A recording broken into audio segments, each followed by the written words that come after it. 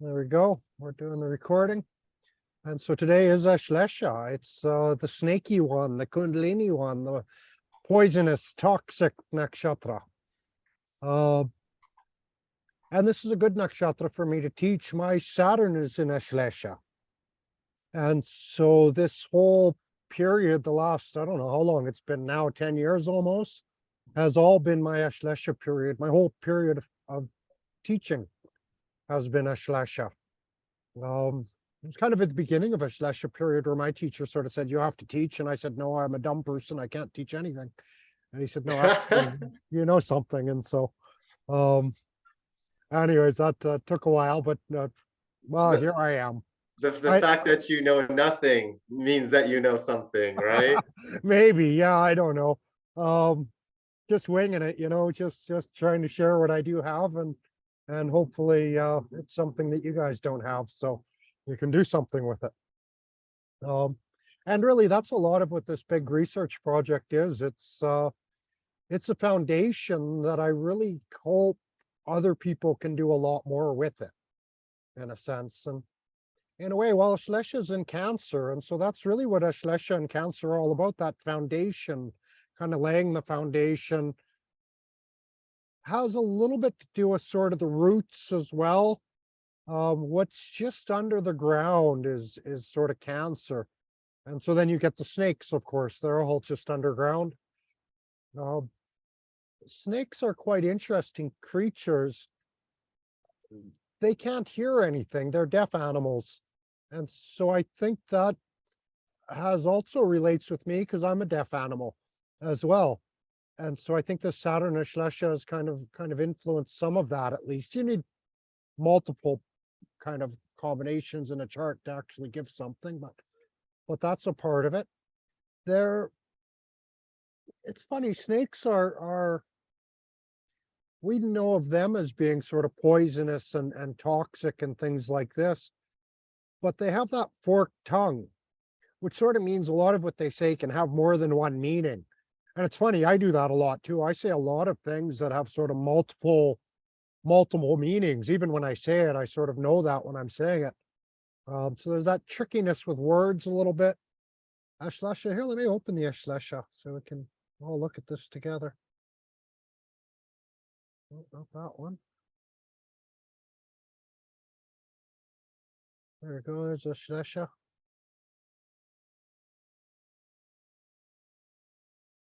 And so the snakes, then Ashlesha is also ruled by Mercury. And so that's that sort of tricky double talk that you'll get out of Ashleshas in a sense. And in a sense, I think there also relates with like sort of healing through words as well. Because Ashlesha is actually a very healing position. Now they often heal through, they use poisons to heal. They use like, well, I kind of understand it as sometimes I kick somebody's ass in order to help them. You'd be a little bit mean or a little bit rough to someone in order to give them their medicine. And well, that's kind of medicine. It's like, it's bad. We don't want to take it. It's not very nice. And so I think Ashlesha relates with a lot of that sort of side of medicine. Now, the other thing that little forked tongue does, it actually, they're able to kind of read all the chemical composition of the air with their tongue. And that's how they do a lot of their navigation, and they understand what's going on. It's almost like they're hearing through their tongue, in a sense. So they get to know what's going on around them, and they can sort of sense what's in the air because, well, even if I'm standing around hiding behind the tree, my scent is sort of giving off this sort of chemical composition in the air that the snakes can pick up. So they're very, very sensitive to their surroundings, even though they can't hear anything. Now, some of the main meanings of Ashlesha have more to do with that sort of boa constrictor idea, the entwining, the embracing, all of those things. The sexual animal is the cat. And so from a sexual perspective, and I think this is probably more related like ascendant or moon especially, or maybe even Atmakaraka, will really bring out these traits, make them more of a central trait for a person. But from that sexual perspective, well, the male cat, I think I mentioned that the other day, you know, the old tomcat, right? We kind of think going out at night and and and looking for the sort of the female cats in heat. And of course, the male tomcat will sleep with multiple partners, um, like that. And then there's the side of the snake. And so I think a big part of the sexual expression of Ashleshas is that sort of cuddling, the holding. Um, they're kind of, and this is sort of true of Cancer, it's like this container.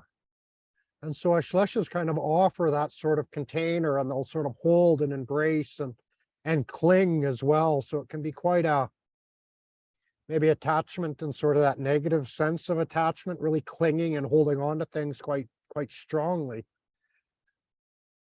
Now, I've got a few of the main deities, the Snake King, Sesha, Naga. They sometimes relate Sesha with like the remainder, what's left over. If we look at some of the myths or even just the pictures of Hinduism, you'll see one picture where there's Sesha, there's the five-headed snake, and Vishnu is reclined back on the snake on this kind of black ocean. And I don't know how detailed these pictures get, but then you might see a lotus flower growing out of Vishnu's belly button, and Brahma is on that lotus flower. And well, if you get into the Durga myths, that's where a lot of the Durga Saptasapti, the Chandipath stories sort of start. With Brahma is on that lotus flower, and he sees these demons kind of coming for him, and he gets all scared. And so he's like, you got to help me. And so he turns to Shiva to help him, and Shiva sends his Devis in to sort of help him out that way. But this is sort of interesting because you've got Vishnu, and he's very widely worshipped. It's sort of either Vishnu or Shiva that people worship. But in a way, in this illustration, it shows Vishnu reclining on Sesha, on Shiva. And Vishnu is kind of this god of everything that is, everything that's sort of above ground in a sense. He can go up to the heavens and he can come down to the earth. But Shiva is sort of, well, Shiva can go both those places, but then Shiva is that underground deity as well. Like in hell, where all the ghosts and the goblins and all the bad people are living in a sense. And so Shiva's also the god of that. And so that's sort of like insinuated in that myth, where Shiva is below the water and comes up, and he sort of holds the rest of the universe on his hood, on his I don't know, they're kind of, it's like we're all protected by Shiva ultimately, even Vishnu. And there's a really nice, again, it's another picture you see, but you sort of hear about this. It's like Vishnu worships Shiva and Shiva worships Vishnu. There's this mutual sort of worship going on between them, which I find quite interesting. The Shiva worshiping Vishnu, the best way to describe that is where Hanuman is kind of like an avatar of Shiva, although they sort of say Shiva doesn't have any avatars, but Hanuman is kind of that. So his devotion is towards Rama, who is of course Vishnu. So you get these kind of things. A lot of the Kundalini comes in here. The catechus, that's actually the two snakes up the pole that we see used for medicine and things like that. And so that's sort of that symbol there.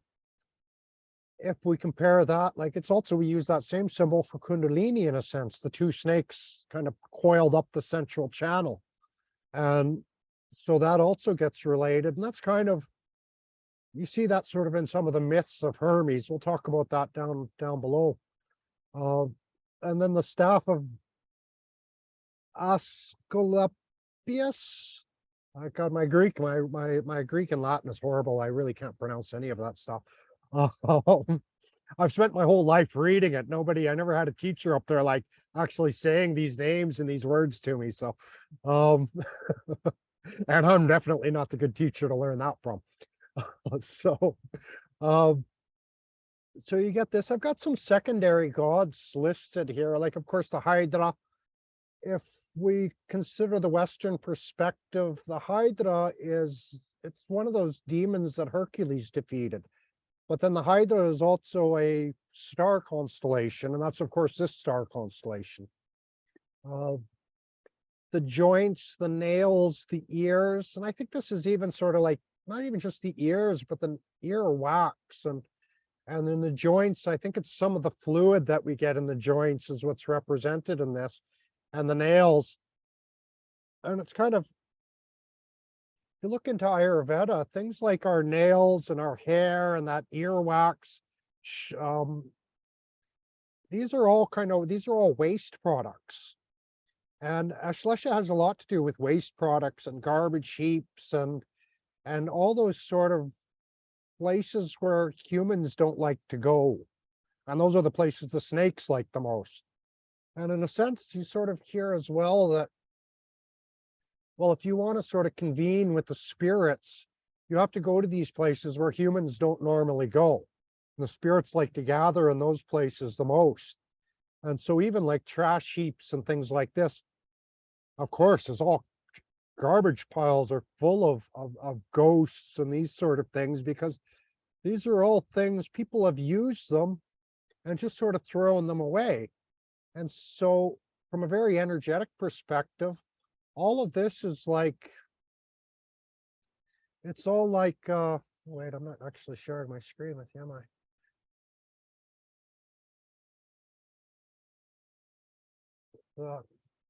Oh, oh, there, you're still there. So all these places, they're all this garbage heaps. It's kind of like, it's our ghosts that we're throwing away. And there's still some energy in all of these things, but it's been sort of thrown in the garbage and it's piling up in these places. And so all that energy is kind of being released in a sense in garbage heaps. And so there's a lot of spirit stuff going on there, similar to like cremation grounds and things like this. And so all those waste products from the body, a lot of them have to do with Ashlesha. Nag Champa. And if you have any Nag Champa, I'd recommend burning a Nag Champa incense for this class, because that's the main, that's sort of incense relating with Ashlesha. I'll sometimes say for myself that it was actually the snakes who gave me astrology. It was the snakes who kind of whispered all this secret sort of knowledge to me. And I say that because my Saturn in Ashlesha ninth house. And so a lot of that sort of came by these sort of unusual means. We see the rulership, of course, a lot of the reptiles, we see a lot of roots, these sorts of things. Counterfeit physicians. There's, yeah, I don't have it up there, but I should put another really important key word for Ashlesha is immunity. Now, this can be like being like the immune system, but I also see this playing out a lot sort of in political spheres where you get sort of diplomatic immunity and these sorts of things. And that's actually what the catechus, or the symbol of the two snakes, originally represented. They gave it to traders and physicians when they were going into enemy land. And so they had that symbol and it meant they were immune. They were allowed to go into enemy lands, right? They wouldn't be killed or touched as long as they had that sort of kind of immunity. And so that was for traders as well. So, and probably even mostly for the traders using it. This has a lot to do with Shiva. So Shiva and dissolution and destruction comes in. Raksha, and so it's kind of a demon. Malacha, it's outcast.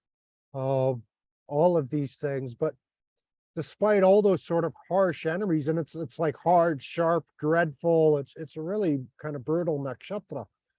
But ultimately its motivation is dharma.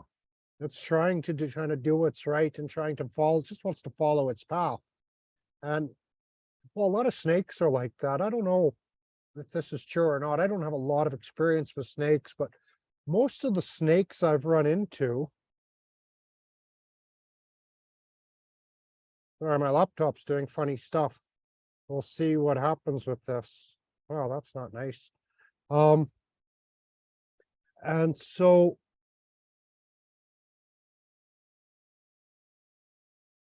Let me just give me a second here. I don't like what my laptop is doing. Are you able to see those lines that are coming up on my screen? Yeah, it's kind of scares me. Anyways, I'll keep going and see what happens with it. If it Yeah, there's starts, nothing on my side, Mike. Everything looks good here. okay. I'm getting a whole bunch of like on my screen, all these lines are sort of It's looking probably like your they're monitor. threatening to take over my whole screen. It's kind of flickering and funny things going on there. But we'll see what happens. Partially, I'm wondering if it's not a reaction to the humidity that's here, but I've used my laptop in pretty humid places, so I don't know what's going on with that. Yeah. So anyways, so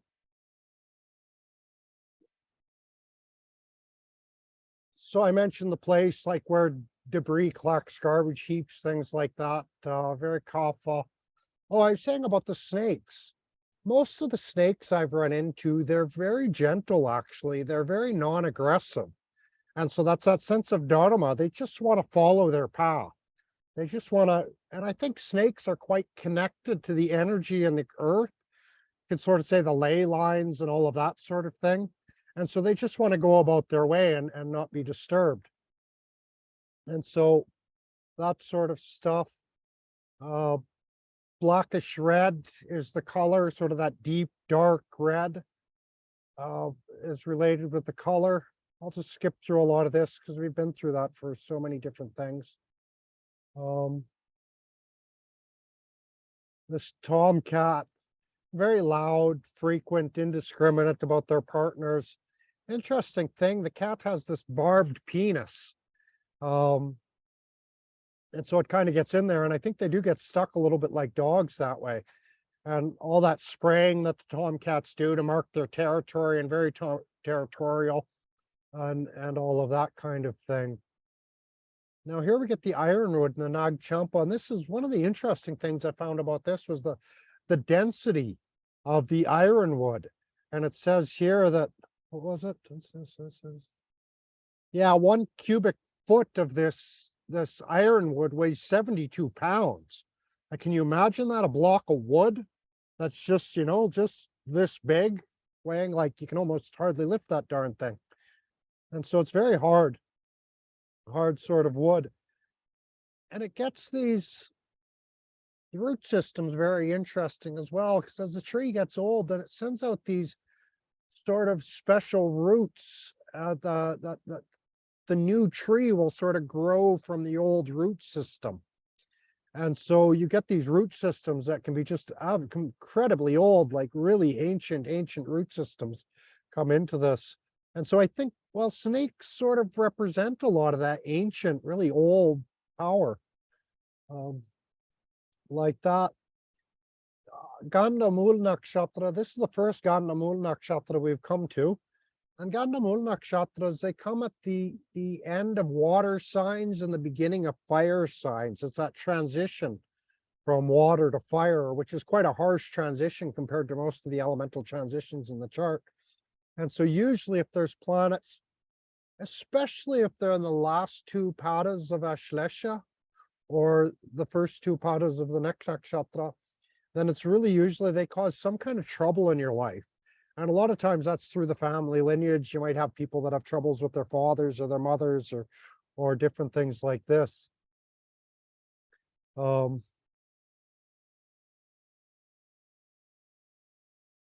got a typo there about Buddha. And so Buddha was said to have this nakshatra, which is kind of interesting. Any of the, so I've got the Muhurta, the electional astrology, like what to do on the day when the moon is passing through Ashlesha. And a lot of like what I've noticed when you look at and what people write about this, what they're really referring to is that hard, sharp, the nature of the nakshatra. And so what you do on that day, you want to match that nature of that nakshatra. So this one is hard, sharp, and dreadful. And so it's a good day for like firing people and chopping things off your body and doing a lot of things that you don't want to do.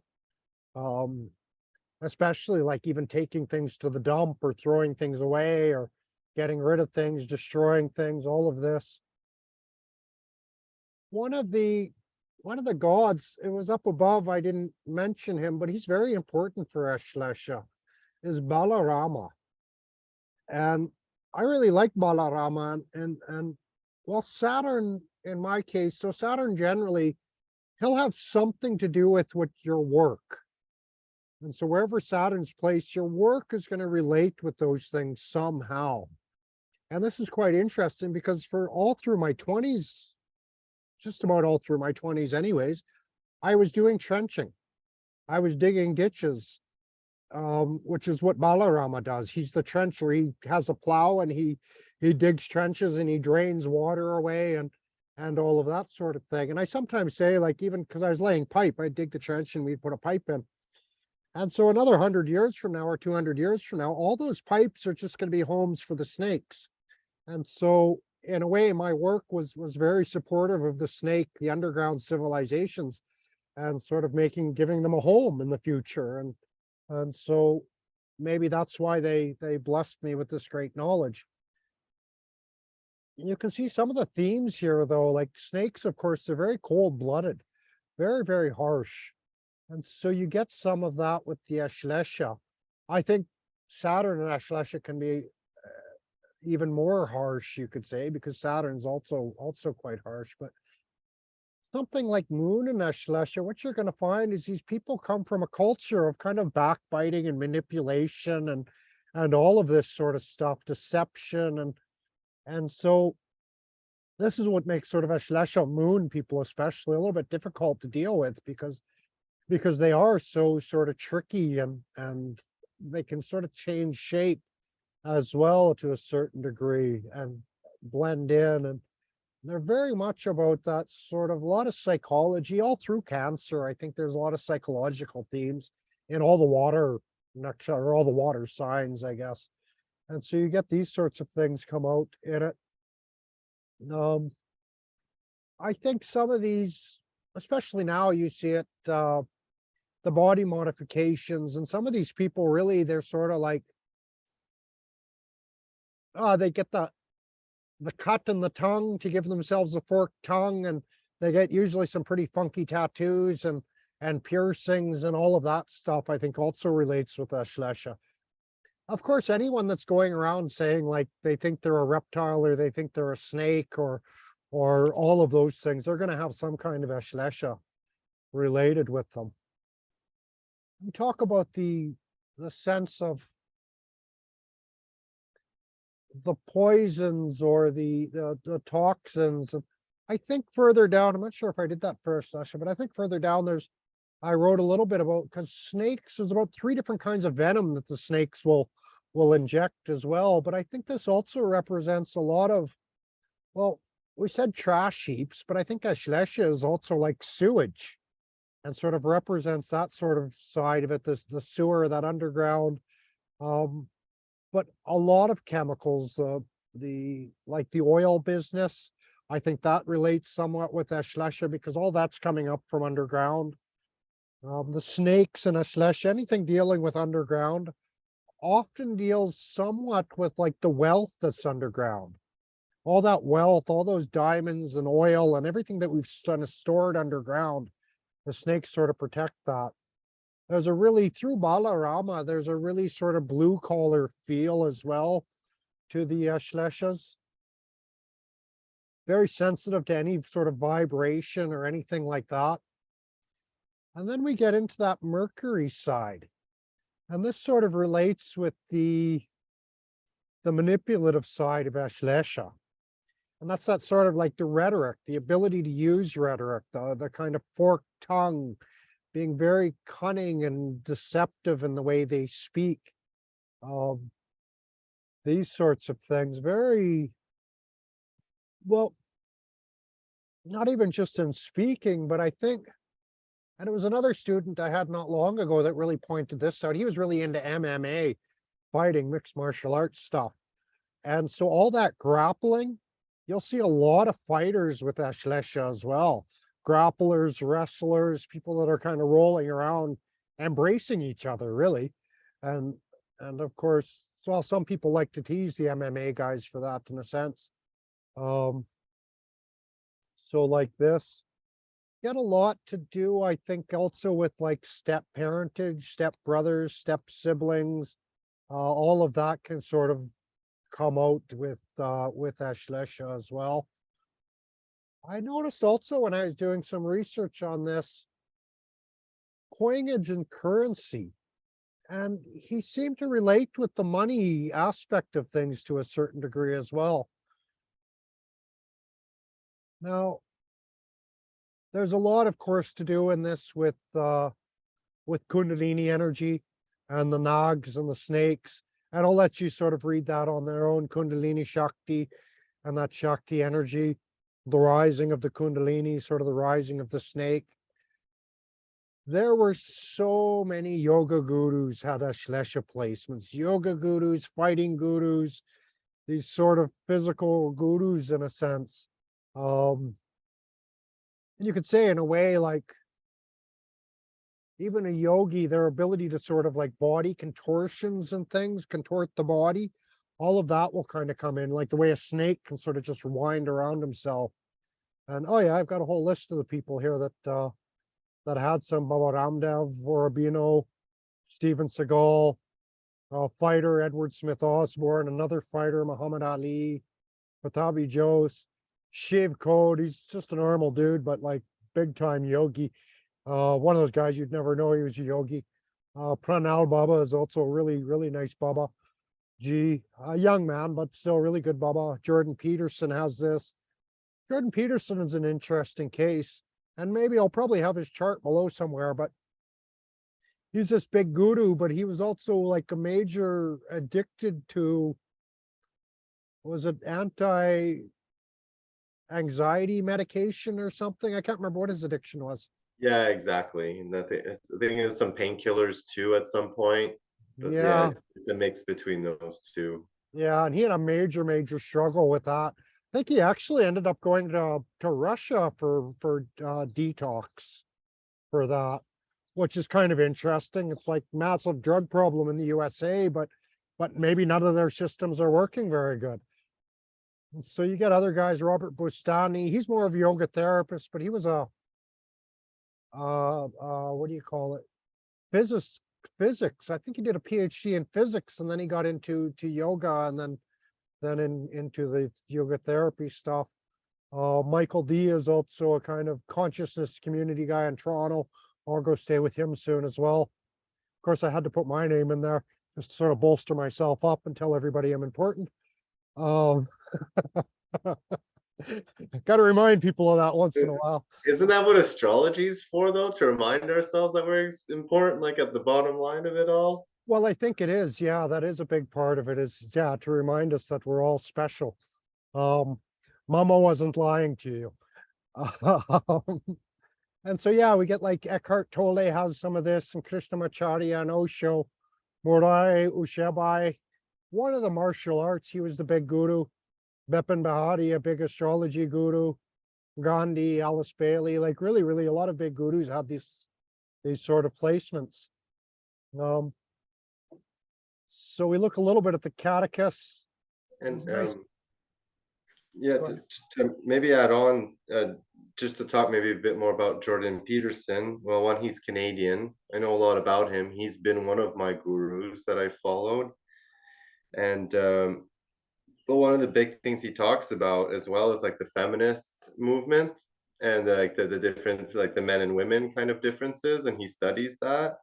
Yeah, So I think in a way it's like and I don't know if this is Ashlesha, but Ashlesha likes to like take care of the downtrodden. So in a way, like he's like looking at like white males and being like, hey, like these are the poisons that white males are being fed, kind of thing. So he's kind of trying to take care and nurture that hush taboo dynamic that white males have problems, like he's yeah, bringing that to light, and that's stuff that generally people don't want to talk about. I also think he's from Alberta, which again is like the oil part that you're talking about. So I'm just seeing yeah. a lot of like Ashlesha around him in general. the first time I ever really heard, like maybe I'd seen a few things about him, but the first time I ever heard him talk, I spelt his name wrong there. But so it was during lockdown actually.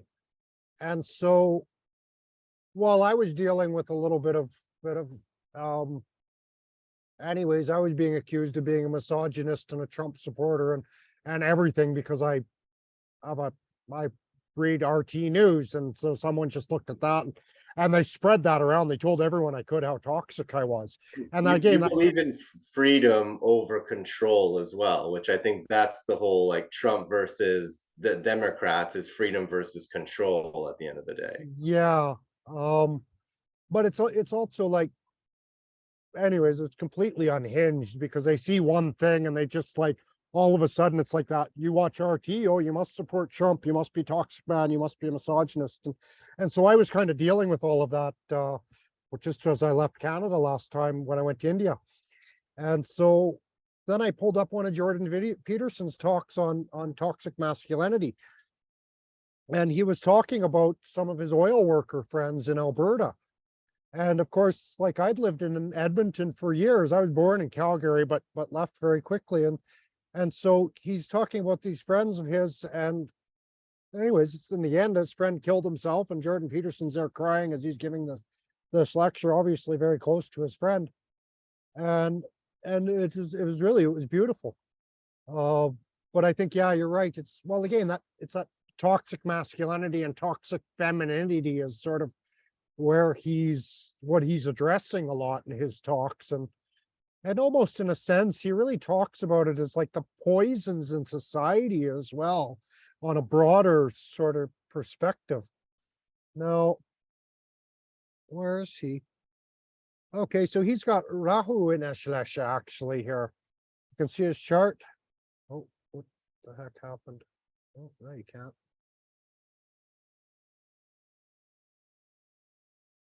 There he is. Oh, there he was. I saw him. And so he didn't have a birth time available. But this is what I came up for a rectification for his chart. So if you want to make his chart, you can use this time and sort of try to have a look. And so he's got the Rahu in there. And actually, that's right in his That third. makes sense to me, yeah. Yeah, it's right in his third house of communication. And so Venus is usually very nice, give balanced communication and balance the way they express themselves in a certain sense. Uh, he's also, I think, has worked a lot with a lot of women, kind of groups of women and things like that. And so that Rahu is where is it from his moon?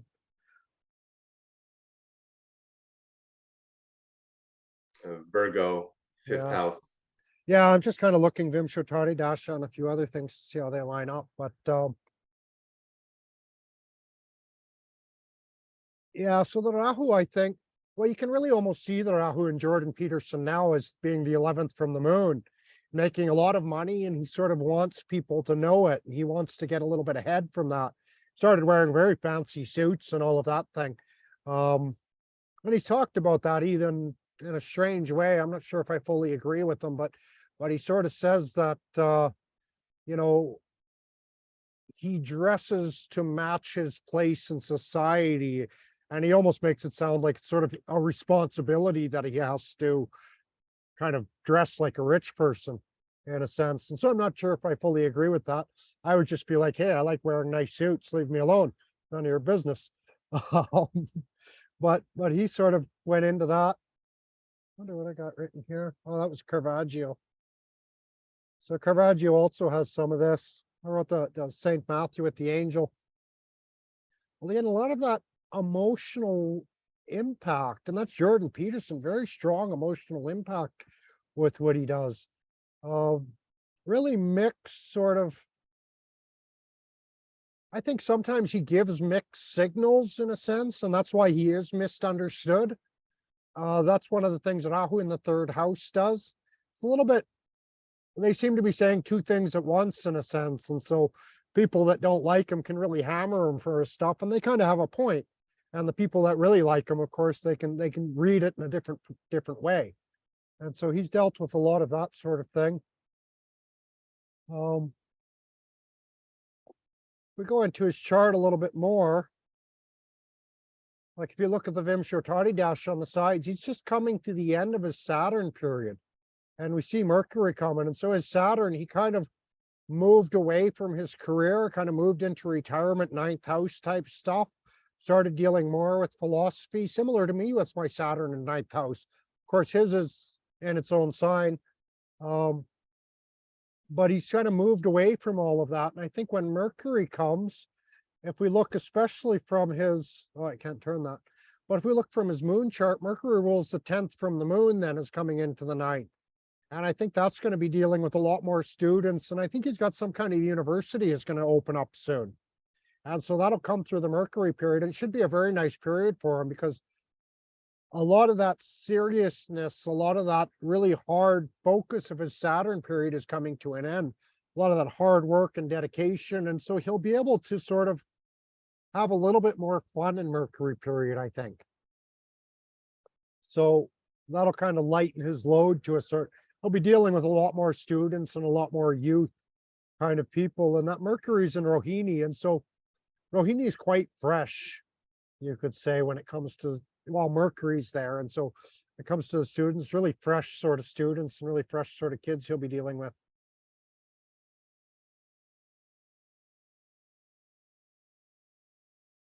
Yeah, I was just looking at some of the notes on Caravaggio. Do I have his chart here? No, I didn't make it. You can see some of the paintings of Caravaggio, Grace of Madonna, Saint Matthew. One of the things how toxicity came into his life was just through the lead paints he was using, and they figure that's what killed him, was this lead paint. Went crazy, he went mad. That's kind of one of the symptoms of lead poisoning, like that. Caravaggio had very underground sex life, lots of sort of speculation on what was going on there. Right, never settled down, never had any married, never done anything like that. Frequented the prostitutes and these kind of things.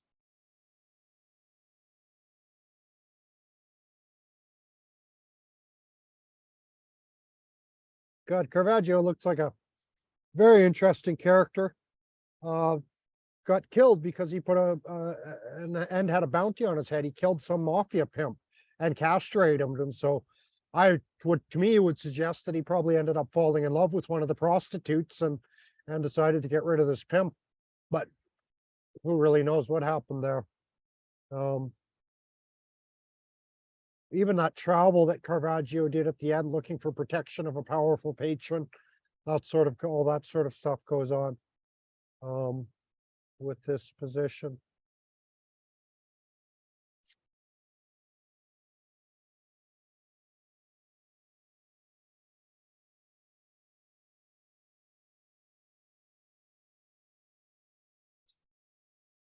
So some of these, Staphus Aesculapius, my Greek is horrible. I should take a class in Greek sometime. But then we get the bowl of Hagia. Of course, when we're dealing with the toxins and things like that, we're also dealing with like things like infections are ruled by Ashlesha. So the opposite, that sort of hygiene we need, also gets related here. There was a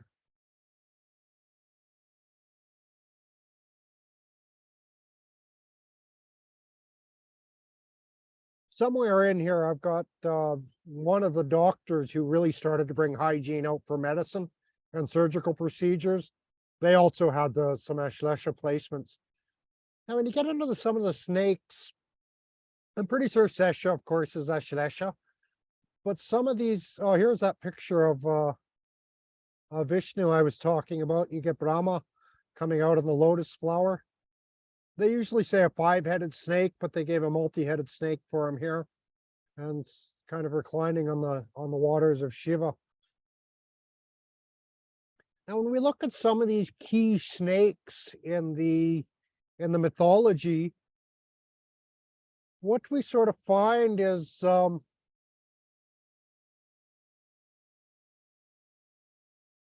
I think my screen's getting worse. What we sort of find is there's kind of 3 main snakes in the mythology of India. and they sort of represent the sort of sattvic, rajas, tamasic versions of these. And so we get someone like Taksha. Well, I think Taksha was the tamasic one. I got it in there somewhere. But Taksha was, this is interesting. This was sort of one of the first, what can you say? One of the first quests, I guess, that Ram and his brother Lakshman went on. And this is where we really see the battle between Shiva and Vishnu really comes out in this, because Shiva's always associated with snakes, and the whole Ramayana is Rama, the Vishnu, fighting against all these sort of Shiva creatures. And one of the things with this story was that the snakes had this forest, and Taksha, I think it was Taksha, was sort of the queen of the forest, and they sort of had this just stay out of our forest, just don't come in here, leave everything alone. But then there was an ashram, some Baba built an ashram on the side of the forest, and then slowly the boys, they wanted to go to the forest and just gather a few twigs and sticks for their guru's fire, for the Havan, for the kind of sacred fire. And Taksha sort of said, like, no, don't do that. But okay, it's no big deal. They're just gathering a few sticks. And then they wanted to build a little hut. And so they needed more sticks. And then they felt it was a little bit dangerous for their Guruji. And so they wanted to build a fence. And so they had to go and get more trees. And they sort of kept going in the forest. And what started off as just one simple little thing grew and grew and grew and expanded to be this big thing. And in a sense, that's a kind of manipulation as well. And people will do that in their manipulations with others. They'll start with just just let me borrow $2. It's no big deal. And the next thing you know, they're coming and asking for 2,000 sort of thing. And so these things sort of grow. And so one of the things with Taksha was, well, the rule was like, just stay out of the forest. Like, just no, you can't even have one little stick. And so they're kind of got looked at as being unreasonable for that. Even though it's like, well, the snakes knew where that was going to go. And so like, just don't even take a single twig from my forest, go out and stay out. And so eventually they ended up getting mad and they bit some people in the ashram. And so they called in Rama and his brother Lakshman to sort of deal with the snakes. And so they did. Now there was other stories. Maybe that wasn't Taksha. I thought it was. Anyways, the Taksha here, we see Janamejaya, and he wanted to get that revenge. And so he made a Havan, a fire that was drawing all the snakes into it. And you'll see this with sometimes the Brahmins. They're trying to destroy all the snakes. So they wanted to, I think it was Parashara wanted to destroy all the Kshatriyas at one point by drawing them into the Havan, into the fire. But in the end, it didn't work. Now, I've got all these different snakes listed here, Sesha, Vasuki, Panksha. I kind of put them in here, but I'm not fully sure if they all belong in Ashlesha. They do because they're snakes, but I think some of their energies might belong with something like Uttara Bhadrapada is also another very strong sort of serpent nakshatra. Garuda, I put him here, but he became a friend of the snakes. He was known as the devourer of snakes, and then he sort of made a deal with them. And so it was all right. Lakshman, I find, sort of relates with this, maybe even more than Ram. Lakshman was, should spell things right. So Lakshman was, he was born to support and protect his brother. And I think that's with the snakes too. They're there to protect the underground worlds to a certain degree. We got Balarama, you can see his, well, that's supposed to be a plow. And so he normally carried the plow and made all that. When I was doing this original research for Ashlesha, it was during lockdown. I was sitting in Varanasi and they had about 25 backhoes on the other side of the river digging this massive trench. And so I was like, oh, there's my Ashlesha, there's my Balarama. And so Hermes, I didn't write anything about this. I still need to do more research. I'm not a big Bible person. I don't know the Christianity all that well. But of course, it was the snake who came along and sort of tricked Eve into the, and then you had the whole fall of man, and then everything kind of came out of that afterwards. A little bit written about Hercules because the Hydra, the 6 stars that make up the circle in Cancer. We always think of Cancer, the sign Cancer, it gets really related with water a lot. And of course it is, it's a very watery sign. But just as important in Cancer is the boundaries of the water, those sort of limits of the water. And so that's, in a sense, that's the earth. And so that also becomes quite important in any Cancer position. It's, well, Cancer has to do with boundaries.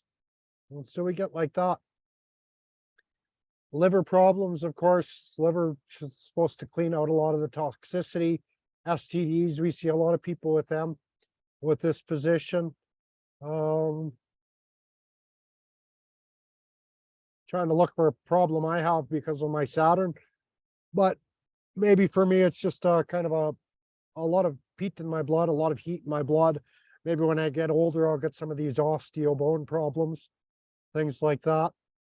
A lot of nervous disorders, blood clotting, things like that, even bipolar, psychological problems a lot with that. We talked about bacteria, but like worms and maggots. Like this is also Ashlesha, kind of bacteria, and so many illnesses that come from that, dysentery and things like waterborne diseases, E. coli, all of that stuff is relating with Ashlesha.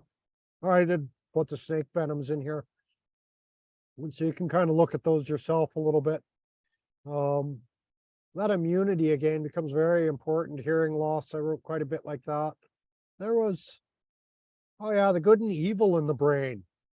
And I think this has something to do with Ashlesha, but I think some of these, like the R complex, that most ancient part of our brain, and I've put it in here with Ashlesha, but I think it probably also relates more with Rahu and Ketu, this sort of ancient reptilian brain that we're still carrying around with us. The breasts as well. So if we think of the breasts, and it's also the milk that's coming from the breasts and that nourishment that comes from the breast. And so you'll see some breast problems also come in with Ashlesha. I don't know if I have it here, but I know at least one transgender chart. They were born a woman and then became a man, and so had the breasts chopped off, and they had Ashlesha placements as well. And that's almost a kind of something about transgender also almost seems very Ashlesha in a sense, because it's that manipulation as well. It's like she was born a woman and became a man, but the woman is still underneath. And it's really funny because I could really feel that, especially with her. I could feel it was like being with a woman, the energy I could feel. And so that inner femininity never really goes away, that inner energy, what's underneath the skin, you can't change that. And so I think there is some relation there with that. And because all of Cancer relates with the breasts, then, so I put a little note about Pushya and Punarvasu here as well. Pushya ruled by Saturn, that more practical use of the breast to nurture and things like that. Punarvasu ruled by Jupiter. Jupiter is the fat on the body and these sorts of things. And maybe the mercurial side of the breasts is that sort of dual use of the breasts for nourishing and for sexual enjoyment and sexual pleasures. And so these kinds of things. I got some remedies there. I probably need to, oh yeah, that was Wim Hof. Hey, he must have this placement.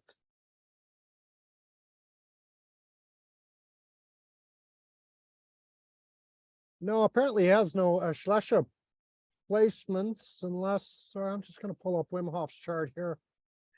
Because actually his method is very sort of Ashlesha, because what it's doing, what Wim Hof is doing is he's training our fight or flight response in a sense. And so we go into that ice cold water and you want to like, and so what he's doing is you do the breathing practices before, so you're able to control the breath when you go. You're able to kind of control that fight or flight response, that panic response that sort of comes in. And so Wim Hof is doing a lot to sort of work on that.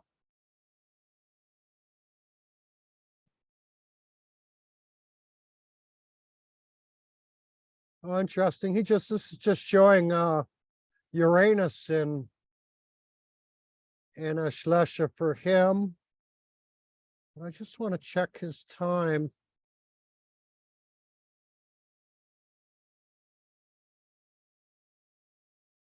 Yeah, so there's no time given, so I've just sort of slopped this together. Starting rectification. So I just like started it somewhere, so I have no idea if this rectification is correct or not, but I just want to see his chart from this perspective. Do you know or interpret Uranus generally? No, I don't typically work with Uranus, but I have looked into it and it'll work if you can use Uranus, Neptune, and Pluto and their positions and Yeah, Vedic astrology, and it works.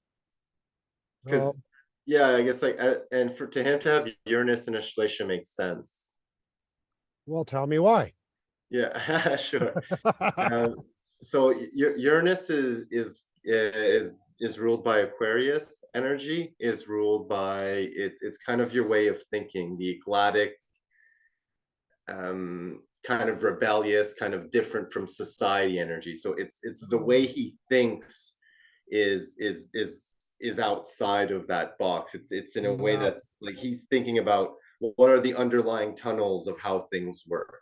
yeah, So Uranus is really those flashes of wisdom, those random thoughts, the inventiveness of it. yeah, okay. So it makes sense that his Uranus is there. Does Okay, that yeah, it make is. sense, or Pardon me? does that make sense, or No, it does make sense. It's okay. because, well, like I said, it's actually a very tantric technique that he's teaching to be able to control that fight or flight response, to control that panic response, and just sort of regulating the breath. And so what he's done is he's really taken like these really ancient ideas and brought it into the new world and he is a very rebellious sort of like, not your typical guru at all in a sense, and not your typical kind of practices. And there's a lot of, I don't know, a lot of people probably think he is just a crazy man for what he's doing, but I've never practiced the Wim Hof method myself. But well, I'm a Canadian who lives in nature. I've been bathing in rivers since I was a little kid. And so I've kind of naturally swam in these ice waters because, well, that's what you do when you're a stupid Canadian kid. You go for it. Um, but I can really understand how that works, and the deeper sort of training that he's offering through the Wim Hof method. I've recommended it to many people. Because it's a stress response. It's like you want to control your stress response, learn the Wim Hof method. It's really, there's probably no more direct way to do that. Um, like I used to do a practice sort of thing. And so I think of like some stressful situations or something like that. And so what I do is I would sit and I would get my breathing all very nice and get into a very meditative, calm, quiet state. And then I would bring up the thoughts, the stressful thoughts, or I'd imagine the stressful situations. And while I was doing that, I would really keep regulating my breath. But through my imagination and through my mind, I would really try to push myself as hard as I could to bring up the stress. And while at the same time, just regulating the breath. And so it was a very nice practice as well. You could say Wim Hof light in a sense, very light, I guess. And it's kind of one of those practices as well. It's like the Wim Hof method. Like, oh, if you have a bad heart, you could probably very easily have a heart attack going into that ice water.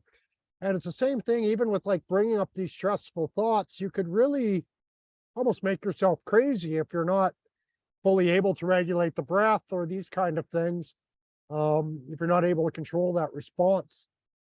And so it could be, anyways, there's usually something a bit dangerous about Ashlesha situations. Um, this is a picture of Hiroshima, when they dropped the nuke.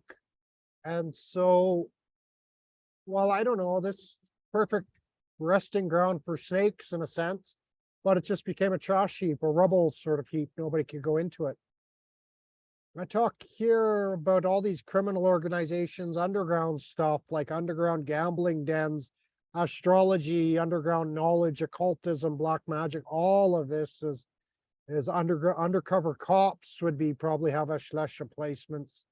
Schizophrenia comes in relation. Bipolar things can be involved with Ashlesha placements. I remember my mother. Well, my mother, I'm sure I've talked about her. She's a forensic psychologist. And so when I was, I don't know, I think, and I see a lot of people do this, there's a stage when you go from this like materialistic life and you're looking for the spiritual life. There's this sort of stage in between where you're a little bit crazy because you don't really know what is what about anything. And maybe you're really driving hard for the spirituality, but you're kind of missing some of that material stuff. And so I remember my mother telling me maybe 3 years or 4 years into my India travels, my spiritual path, her sort of saying like, Michael, sometimes I think you might be clinical crazy, but not quite. Like you're on the line. I'm like, Mom, I'm just on the line. Don't worry about me. I just kind of dance on the line. I probably won't cross it. And so these kind of things really kind of come through. In a sense, it's as well, I talked about this like the yoga teachers, but anyone who gains from the misfortune of others. And so, well, this is pretty much all the astrologers out there, all the psychiatrists, all the doctors, all the lawyers, all of these people are gaining through the misery of others. We're not causing that misery. We're hoping to help it, but still we're gaining from the suffering of others. If there was no suffering in this world, there'd be none of us would have any work to do. We'd be out of job. That's it. Go away. So all of that kind of stuff gets related with Ashlesha. You can see this lovely version of the way energy moves through the body and all the different ways it's kind of moving. Can't remember the name of the fellow who did that chart. I don't think I have his chart. I don't think there was a good there wasn't a good thing for it. That's the other thing that comes through with Ashlesha. The stick, the walking stick or the staff. And in India, it's really interesting. You'll see these babas, they're usually like, Ashleshas can be quite tall and quite slim. And you'll see a lot of the babas, they have a staff that looks like a cobra head or a snake head on top. And so like, all of those babas, they're all Ashlesha gurus. But you get someone like Edward Smith Osborne, he was given the golden stick. And that was like, when the queen gives you a golden stick, he became like the Queen's Guard kind of thing. It's like the highest honor you can give a military person in a sense. We see guys like Hitler, all these other people had these staffs. Jefferson, Bismarck, all big rulers, big gurus, in a sense like caretaker figures, leaders, who had the stick.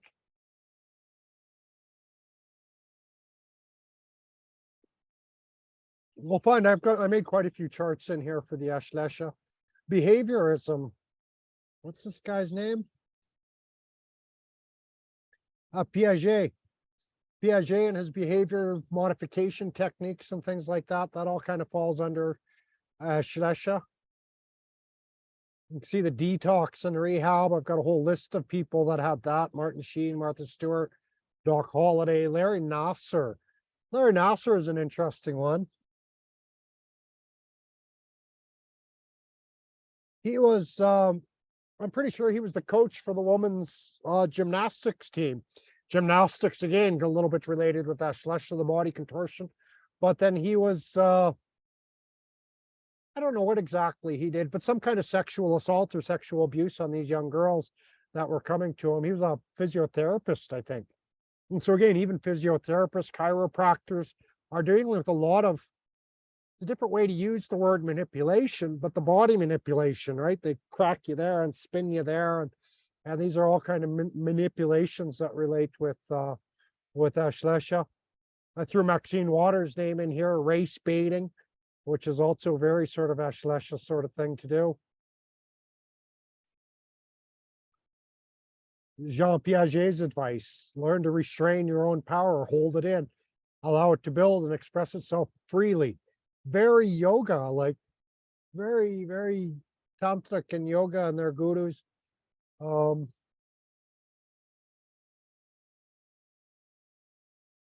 I like this word boondoggle. Apparently, it seems to go with Ashlesha as well. Problems that start coming up.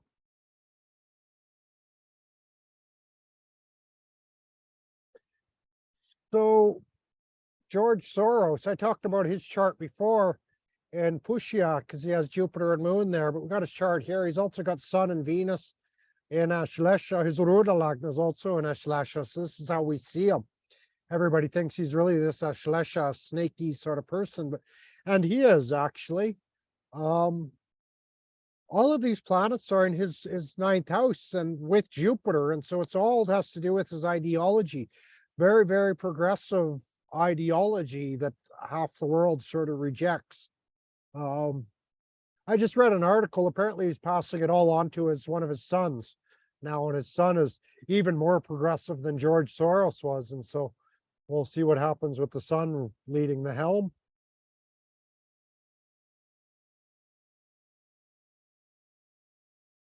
Baghdad had Sun in Ashlesha.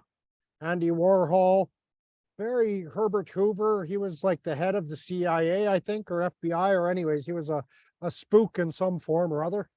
One of the main ones. These kind of things. Hulk Hogan, wrestler. And so you get some kind of see all these people coming into this. Madonna has her, again, also Uranus and Ashlesha, but also Saturn, Sun. Now you can see my note here. It gave her time of 7:05 with some conflicts. They weren't sure of that time. And so I rectified it. I gained some of these rectifications I've done. I haven't fully checked the rectification, so I'm not sure. And Madonna's, I'm not sure about. Someone like Jordan Peterson's, I've looked at it pretty hard. I'm pretty sure his rectification's actually pretty close. But if we were to go to the 7:05 with Madonna, that would be the Leo ascendant. So her moon is in Leo. And so that is a side of that works anyways. But she's the material girl. And so here you get very, very materialistic, especially with that Venus and Sun in second house, really driving the materialism. You've got her 10th Lord, her career Lord in the 5th house. So her career, she's known for what she does on stage. Lots of that 5th house activity, stage and spotlight. Well, Rahu in the 5th house is a little bit narcissistic in a sense. They need attention, kind of thing. And so, well, obviously Madonna needs attention. She got teased a lot about that during lockdown time as well. She came out with some videos and everybody made fun of her. They made fun of a lot of the stars who kind of needed the attention. Oscar Romeo, interesting character. He was a priest. Oh, jeepers, I can't remember a lot about him, but he was anyways, he was a priest. They say this is his time from his birth chart. I want to say he was a progressive priest, but yeah, you can see that a little bit from his moon chart, a little bit of progressivism.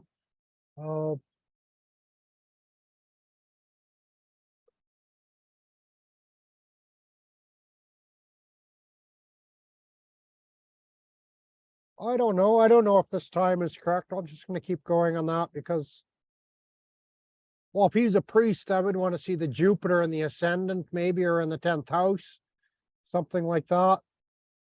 Because this makes him more of a warrior. the ascendant Lord Mercury going into the third house. And so all that communication, I don't know if Oscar Romeo did a bunch of writing or anything like that, but I would expect some really nice writing to come out of this chart in a sense. And so let's just move on. That might need some rectification. You find that even sometimes when birth time comes from the birth record, it's still not correct. You like to think you can rely on it. We get here, pretty sure Bobby Hatfield is a drummer. Madonna's into music, Whitney Houston into music. So a lot of musicians kind of coming out of this. Sun in second house. And I think that's like, where is it? There's Madonna's chart. So that's Sun in second house. I think what it does is well, Sun in second house will usually give someone a very powerful voice, almost like being the voice of authority in a sense. And so people sort of listen to what they have to say. Madonna's got it with Venus there. And so that's bringing some harmony into her voice and things like that as well. And Fifth Lord is going up there as well. So yeah, so nice for her singing is coming through that. I think some of these others were probably really good speakers. Maxine Waters, Ben Affleck. Brett Hall's chart, I'm sure, probably needs some rectification. Here we get India's chart, also has Ashlesha. India has Pluto, Saturn, Venus, Sun, all in Ashlesha. And this is kind of true of India. Like we see all those planets in the third house of the groups. And India's sort of been called I don't know what they call it, but it's one of the greatest democracies. It's one of the biggest democracies. If you look at the news, it's like every small organization has their own newspaper. They have their own means of communication. It's not like American democracy where they're choosing between Republican and Democrat. There's, of course, two major parties in India, but there's like a gazillion of these smaller parties. And that's what that third house, I think, represents. And a lot of it is a lot of stuff going on underground and beneath the surface also in India and things like that.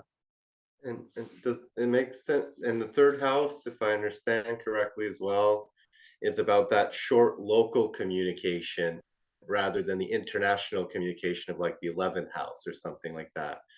So you can kind of see how India is way more self-contained and way more about itself than its image on kind of like the global stage, right? Yeah, very much like that. And Well, it's then all these and then newspapers they have. It's all internal. And I love India, but even I don't read like any national Indian newspapers. yeah, and then even when you look at like the 11th house, which I think that's the international global house, is Pisces, so spirituality. So it's like India's identity is that spiritual identity that Pisces kind of has, and like what how they're viewed in the world. Well, I think that's that 11th house. It's their friends. And so they do have a lot of sort of international foreign friends. At the time of partition, what this chart would be made for, uh, Britain was like their best friend in a sense. And so they did have that friend out there. But then the Jupiter, the ruler of that's going in the sixth. And so it was really fighting against that friend, fighting the hand that feeds them in a sense. Like that. I think some of the stuff going on in the third house also probably relates with like all these different little newspapers they have going on there. God, I don't know how many languages there are in India. Like flat out very different languages, and then you get into like little dialects. God, I'll bet you there's more than 200 different languages and dialects in India. I wouldn't be surprised. And so, yeah, a lot of that sort of stuff comes out there. The ascendant Lord Venus is also in Ashlesha. And so this is, I don't know, there's a sense about India, they're a bit of a rogue country as well. And Prime Minister Modi's doing a very, very good job right now of working with both Russia and the USA. Russia's always been a good friend to India, a trading partner. India and Russia have always been close. And well, America's now trying to get in. I was just reading the news today, and they just sent a major delegation to India to talk with them. And I think Prime Minister Modi's coming to America soon as well. But India is always sort of trying to play both sides in a sense, that way. And then I think too, like the whole founding of India was based on this partition between the Muslims and the Hindus. And so those are those two snakes getting separated, in a sense, on the two sides of things, and that a lot of manipulation. I think, well, they say a lot of the borders that got drawn, especially by the British and the Western powers, when they drew these borders and made up these borders, the whole reason they did it actually was to keep these countries weak. So they would be kind of fighting with each other, and they would never be able to rise to their full potential. And so again, that's a lot of that manipulation was coming in Indian independence that way. Oh, here we go, Joe Rogan. Just like a little Indian there with a bunch of planets in his third house. Well, he has Jupiter and Sun in Ashlesha, Mercury's in Pushya. And so there's the Sun, fourth house. So that's that fourth house. I don't know how much going away. He was, of course, a wrestler and a grappler as well. Very strong arms. That third house is also the arms. And so we look at India as well. That's one of the main ways they're trying to, like Modi kind of brought in this make in India sort of thing. And so that got compared to Trump's slogan a lot, but make in India. And so he didn't want to just buy weapons from other countries. He said, no, let's make a factory in India and we'll make those weapons in India itself. And so, well, again, with Russia, there's been a lot of partnerships with that. And they're building some Russian weapons in there. And that's what's expected with the American delegation, to build more weapons. These are arms, right? Weapons are arms. That's all that third house, the strength of arms. And so Joe Rogan has very strong arms because he's got Jupiter exalted there. And he's also a grappler. And so all that makes sense. Yeah, he had an AA rating for his birth time, and so that should be fairly correct. It's interesting, his Jupiter, Ashlesha, so it's exalted in the main chart, but it's coming into debilitation in his Navamsha. And so this sort of shows that on the surface, he seems like a fairly morally upright guy, but inside he's probably more of a scumbag than he seems in person. Seems like on his radio shows. That's basically what the debilitated Jupiter, they usually don't have good morals. They don't have a really good sense of direction that way. But on the surface, because the main chart is really on the surface, and so he's quite beloved on the surface. Interesting to see, like Jordan Peterson, Joe Rogan's also just started a Mercury period. And so I don't know what that'll mean for a show, if he's had any major changes in his show recently. But this second lord going into the third house, it usually suggests some kind of sharing of wealth. They'll say classically sharing with wealth with the younger brothers and younger siblings, but it's usually some wealth sharing with like associations or groups or different kinds of clubs.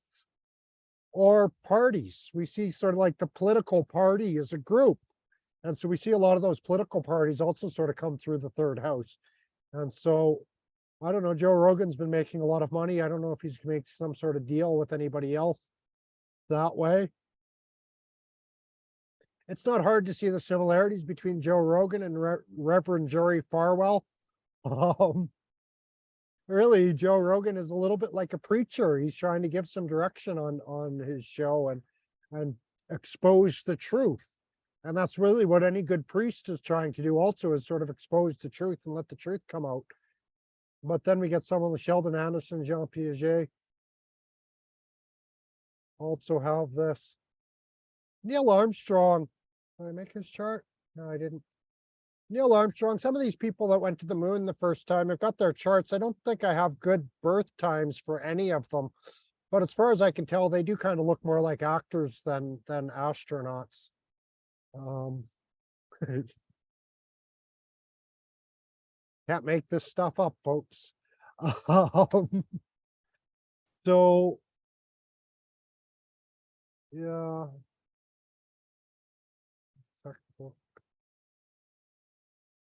What's it? Oh, that's from the moon. So Sheldon Anderson, he was a guy that's up here, casinos, resorts, a lot of political philanthropy. I think he might have been he's like one of those mega donors in the USA. I don't know who he's supporting these days. Um, but he's like one of those mega donors. It's like they sort of say if Sheldon Anderson's putting up the money, usually that person wins. Uh, but one of the things I like about teaching you, you're always kind of looking for this stuff. So if I make big mistakes, I hope you'll correct me. So this way, Sanjay Rath, one of the big astrology gurus. Um, here. Okay, so that's his sun in Ashlesha in the 5th house. And so that gives him, like, the 5th house is really gives him the entitled to shine, entitled to sort of take the center stage roles and really able to express himself. Venus is there, making sure he does so in a bit of a balanced way. But I don't know, like, I've dealt with a couple of Sanjay Rath students, and this 6th lord going into the 5th house makes sense because a couple of Sanjay Rath students I've dealt with really don't like him. And they really tell me, like, Sanjay Rath, and he's got this kind of inner circle, I guess. And they're just like, they're the most manipulative, dirty sons of bitches ever. I don't know if this is true. I just hear from a few of his students that are like this. Uh, but I get a lot of, like, I get some students that have studied some of Sanjay Rath's more advanced teachings in a way. And I'm not sure. Some of the stuff I think sometimes he just likes to talk to hear himself heard. Um, and there's kind of very theoretical, I guess, of a lot of Sanjay Rath stuff. And I think that relates with his Jupiter and the ascendant, much more worried about theoretical stuff, ideology, dogmatic stuff is really, he's sort of more worried, concerned about that than he is about truth, it seems like, sometimes. But anyways, you can see that sun bringing some disputes with students, bringing some disputes with youth, sort of thing. Would you say that, like, when you're saying that about truth, I guess I would relate looking for truth as a Scorpio or Sagittarian kind of element, where they're the ones searching for truth, and I see his Ketu's in Sagittarius. So maybe like letting go the idea of what truth is to the public image. Well, when I talk about truth, I'm usually talking ultimate truth, which is the sun. Um, Jupiter,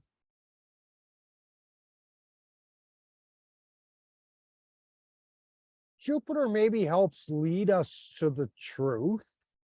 He sort of shines a light on things, but the sun is really, really the one concerned with truth, and Venus is concerned with trust. Um, and so I think at least one of his students, I look at his Venus as 8th lord, and so 6th and 8th lords are coming together in that 5th house, and that's probably some of that problems he has with students. But some of it is sexual sort of abuse type stuff as well coming through. That's that 8th lord going over there. And I think because he has Saturn is aspecting Jupiter and Saturn is aspecting the sun, Saturn sort of covers up the truth when he aspects sun. We can't really express our truth in a sense because of fear of Saturn, or fear or some shame is what Saturn brings in, some shame and some guilt. And so you kind of don't want to fully express yourself when you have these feelings. And so he's got that Saturn affecting his ascendant and sun. And so he probably has done some things there he feels ashamed of, as to a certain degree. Um, the Sagittarius, yeah, the Sagittarius in his 10th house, I think that represents more like his career as a guru. Jupiter in the ascendant always makes a Brahmin sort of person. Ketu there in the 10th will sort of can give a more of a mystical line in a sense. And so some people kind of wonder, like, what does Sanjay Rath actually do? And well, even his courses, I'm not sure what he does either, because I've only read a couple of his books. Um, and they're pretty good. He's like any Brahmin or anyone who thinks they know something. He's very, the way he writes, he'll sort of say, no, this is the way it is. This is the right mantra for Ganesha. And no other mantra you'll do will be right. You have to pronounce it correctly, and it has to be, intonation has to be correct, or you're going to go to hell. And he's really sort of like that. And so I've found his books useful, but I'm not sure if I would ever take any Sanjay Rath's classes. He wouldn't be like a guru for me. And I don't think he actually teaches anything anymore. I think his students sort of teach everything now. Um, yeah, I generally find that people who have studied astrology through Sanjay Rath are some of the astrologers you'll find with the biggest egos. They're just too proud of the sort of studied with Sanjay Rath. It's kind of like the yoga teachers you meet in the West who have gone to Rishikesh for 1 month and studied yoga, and they're like, I studied yoga in India, and they think they're the big guru because they've sort of, their guru is an Indian person or like that, and it's like, just give it up, man. Kind of thing. And so we get another astrologer here, Kamala Sutton. And I don't know, man, it's probably has more to do with me than it has to do with them. But I don't like big gurus. And Kamala Sutton's another one. What I've heard her say online in some videos, I don't I don't even think she's a good astrologer. Um, Again, to me, it seems like a lot of ego, and that's that sun in 5th house will also give that. They're very entitled to express themselves and have their say. And Kamala Sutton, I think she started, maybe it's the UK Astrology Association. Yeah, it's in the UK one. And so she's kind of done some of this stuff, so some of that organizing ability. Um, Again, another one, she's supposed to be this big astrology guru, but again, I don't even like her videos. I don't even think what she says really makes sense in a lot of ways. And so you get that, but she's full of Ashlesha, Pluto, Sun, Mars, all Ashlesha. And so that's really hyperizing her sort of ability to take the stage in a sense of like that. Can we say for astrology?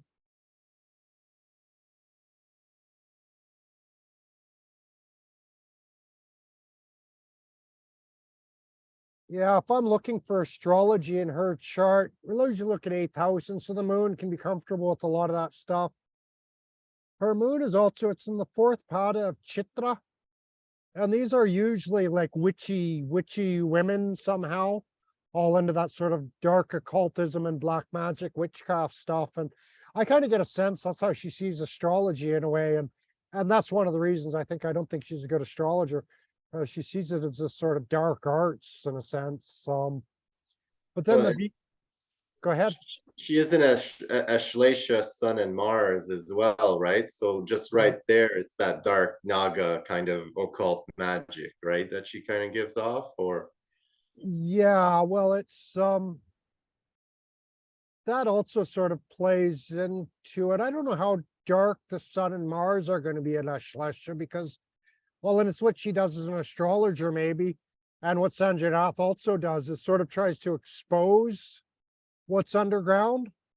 Sun wants to shine a light on things like that. But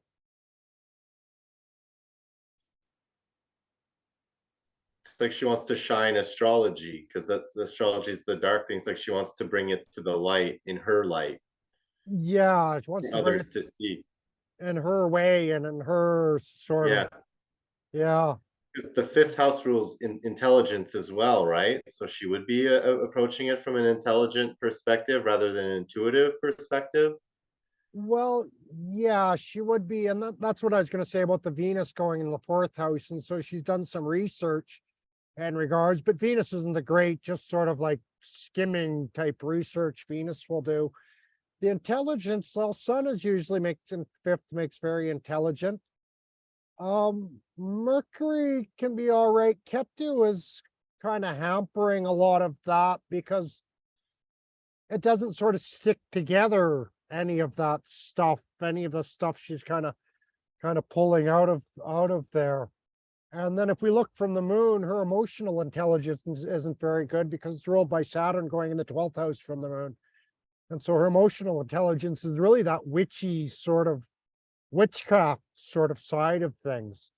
Um, yeah, I have the same feeling that you have about her as well, by the way, where it's just okay. like it's great that she's getting astrology out there. However, I'm not a big fan of her approach or anything that she's ever said. And I've read two of her books, and it's just like I feel you're missing some things, kind of thing, where it's just she just wants it as like a nice toy that she can show to people This, rather than as a body of knowledge. yeah, and that's really, you really nailed it there with this toy that you can show off how smart and important she is and intelligent she is in a sense. And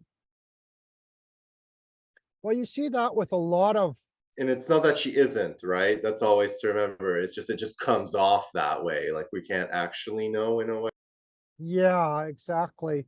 And you'll see that with a lot of sort of astrologers. Like it's really easy to sort of copy and paste things and just sort of move things over and kind of deal with that surface stuff of it.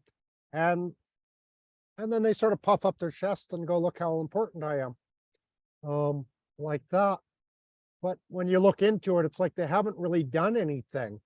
So it all becomes a bit of a manipulation in a sense. We get another great astrologer with Sun and Ashlesha. And so you see this a lot.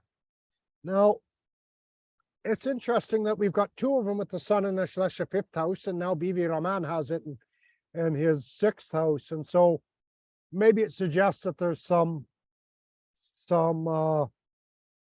rectification that needs to be done. But someone like Bibi Raman, like he's great. He's got some really good books out there. You want to learn astrology, learn it from Bibi Raman. Um, he's got two books that are together. Well, this is all Bibi Raman, right? I've got him. Well, you can get all this stuff from Bibi Raman in my thing. Sun in seventh house. Native will be fair, have thinning hair, a few friends, finds it difficult to get along with other people. Troubled marriage, fond of traveling. Bibi Raman traveled all over the place. You see, he's not quite bald, but he's very, very close to bald, very thinning hair. Um, and he was famed for his prediction. And so I sort of, oh no, sorry, I was reading Sun in seventh there, not his, but I sort of accept Bibi Raman. If he says this is his birth time, it's his birth time. Some of these other astrologers, I'm not actually sure. Like someone like Kamala Sutton, she actually seems like, well, I think she could be very well Pisces ascendant, but she seems like one of these sort of people who are very scared and nervous and might not give out her correct birth details, might lie about those things, throw people off. And I think some astrologers do that. Sanjay Rath, I don't know, maybe he would do something like that as well. I don't know. I'm a Pisces ascendant myself, and I typically love every other Pisces ascending, and I don't love Camilla Sutton. Oh, So, interesting. Yeah, right? yeah. So that's interesting. And so maybe we would turn her chart. Like first thing I would do is kind of match it with BV Raman's and turn it to Aquarius ascendant. I, And I thinking about it, she could very well be Aquarius ascendant. and I typically don't like Aquarius ascending people. There we go. Um, And so this kind of thing, that would put the moon in the ninth house, and so she's very comfortable with her higher education and the sort of higher sort of thing. Puts the Venus in the fifth house, and all her intelligence would be more just surface sort of show type things, which sort of matches. So yeah, maybe we do need to kind of look at this and do a bit more work on her chart.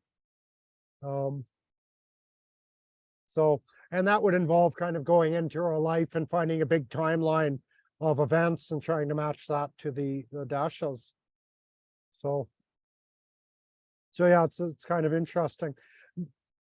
When I look at Sanjay Raut, I'm more likely to accept this because he is a very proud sort of Brahmin person.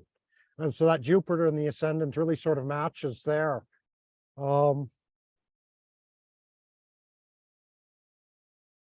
Yeah. And it's interesting to you don't necessarily need this, but I'll just confirm it. Why not? Yep. But I'm in my Jupiter dasha, and like Indian people come up to me and are like, "Hey, you're a Brahmin." You know, like they just feel that Brahmin kind of around me. You know, like there's nothing I need to do, and the Indian people are like you're Brahmin. You know, like you're part of royalty kind of thing, and it's just a feeling they have, and I think it's because Interesting. I'm in my Jupiter dasha. Yeah, I think those things, yeah, in the dasha periods, they really do come out a lot. What house is your Jupiter in? Normally, it's in the fourth house Okay, okay.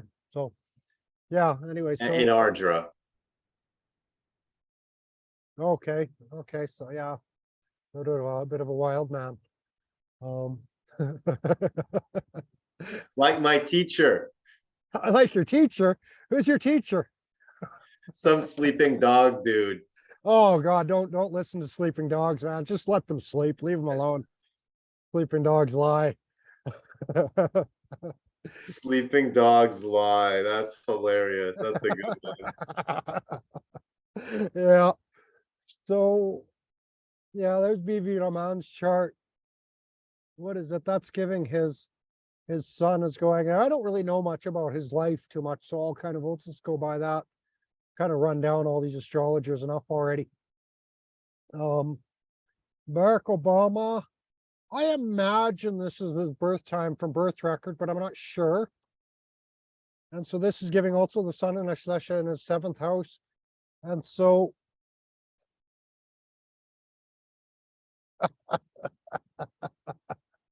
um, so when I was in Varanasi hanging out with that old Trumper guy, he always, every time Obama came up, he would go like, Michelle Obama's a man.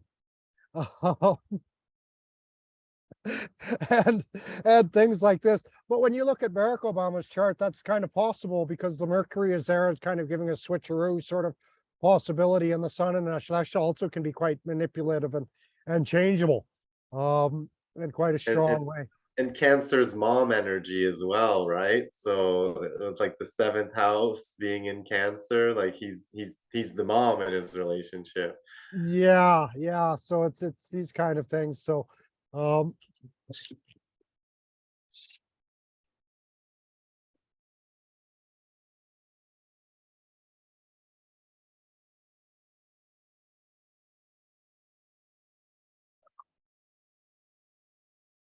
sorry, that was a Ashlesha coming to scare the bejesus out of me. We'll see if he runs away. If I can show you this little Ashlesha character. Oh, he went away. I thought it was a snake. It was just a lizard. Um, but a very kind of colorful, fancy little lizard. Scared the hell out of me. And I hurt my hand jumping.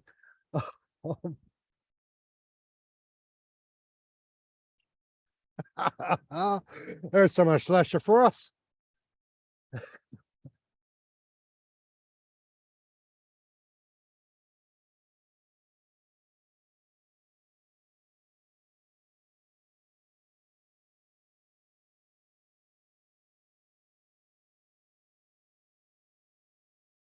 So I'm going to, what time are we at? 12, 11. I'm and I will go to moon. Let's just, I'll see like these charts very quickly. And then we'll go to moon. Bill Ash, I don't know who he is. Doc Holliday, the gunslinger there. This is my rectification, but I put the Mars in the ascendant to make a fighter character in a sense. And he's got his sun in Ashlesha. Oh, what did I do? Anyways, his is in third house. I don't know why I've got him in 10th house, but some little things come up. I'm not sure who he is. This guy was a NATO commander. And so, well, you can imagine the amount of manipulation and politics it takes to become top chief at NATO.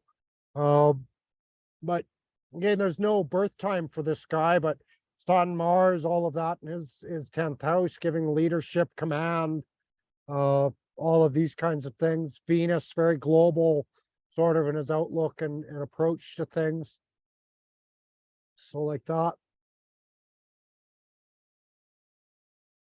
Martha Stewart.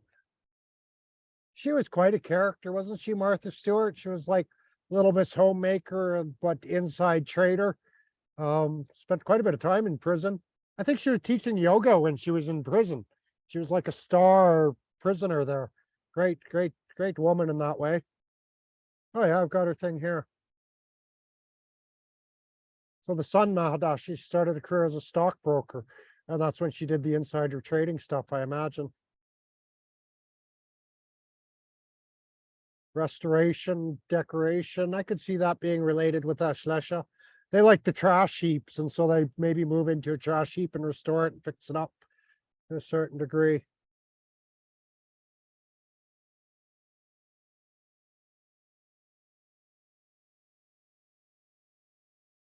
Knut Hamsun.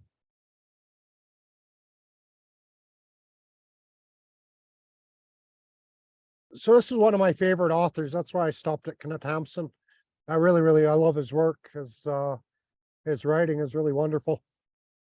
And I think a lot of that was this is a rectification, so we're not sure, but really a lot of it is this incredible imagination and this sort of mysticism that comes into his characters. And not that his characters are ever really very spiritual or mystical or anything like that, but just about all his books, they come in contact, they have this really mystical experience at some point of the book, and they never really fully understand it. And even the way he writes it, you don't fully get it. Really beautiful stuff.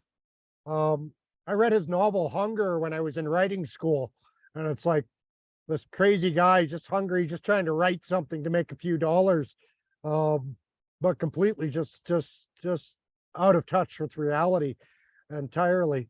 And Growth of the Soil, which has won a Nobel Peace Prize, incredible book, one of the best novels I think ever written.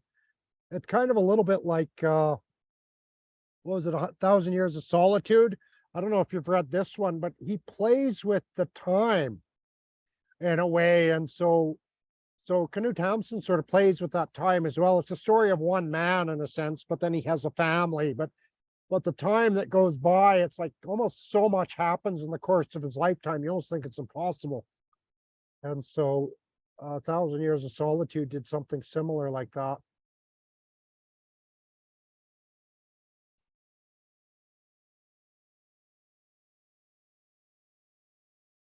So here we get the moon and Ashlesha. I just want to see maybe.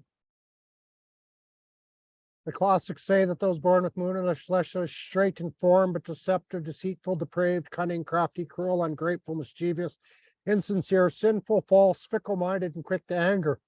Gotta love Ashleshas. This will be covered up by eloquence, wisdom, silliness, and a leadership ability. And so they seem quite nice on the surface, but underneath, they're snakes.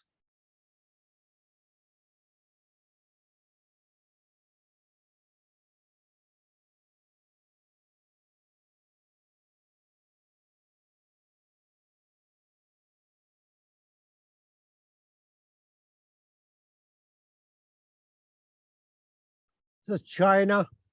Um, oh, she was a wrestler back in the 90s, I suppose, and she overdosed at some point. The A rating from her memory, so you're never really sure about that, but she's got moon. Moon and Ashlesha in the second house. Well, she died from overdose, and Well, usually you'll see that cause of death in the eighth house. And the timing of death usually comes from the second and seventh house, but you get sort of Mula and Ashlesha in those second and seventh houses. Ashlesha, I think, just dealing with the steroids and the drug abuse she was doing, and the probably alcohol as well coming out, because second house is the food we eat, the nourishment we take. And so she would have, whatever she was eating was probably advertised as being nourishing, good for the body, but inside it was kind of empty somehow. And of course, a lot of bodybuilders are doing that. They're taking all these supplement type stuff, thinking it's healthy. It's advertised with all these vitamins and minerals and all of that. But at the end of the day, I'm not sure if any of that stuff is really good for them.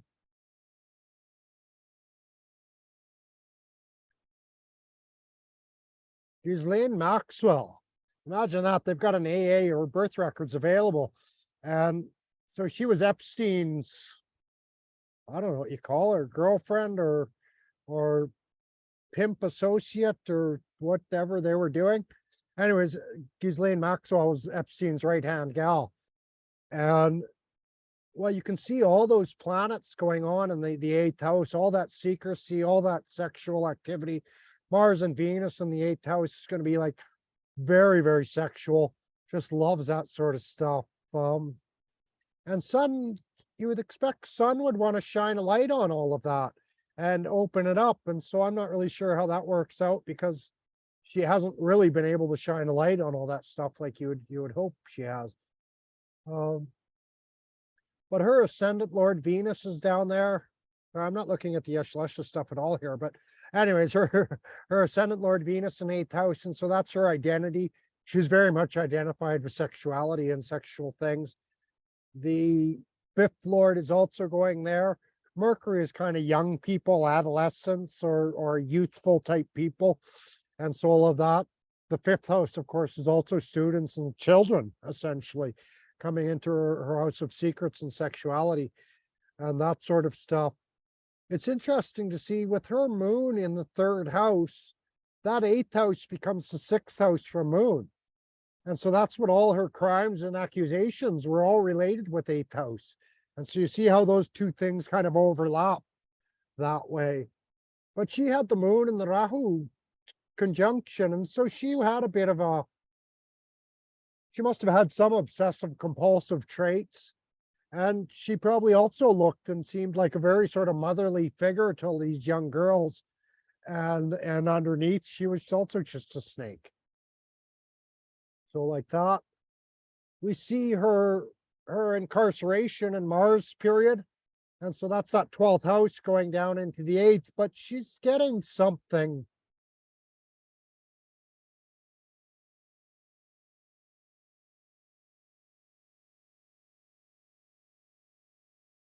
Yeah, she's getting some kind of benefit from her incarceration. And I don't know if it's that she'll eventually write a book, or maybe she probably made a whole bunch of money, is hush money as well, getting incarcerated.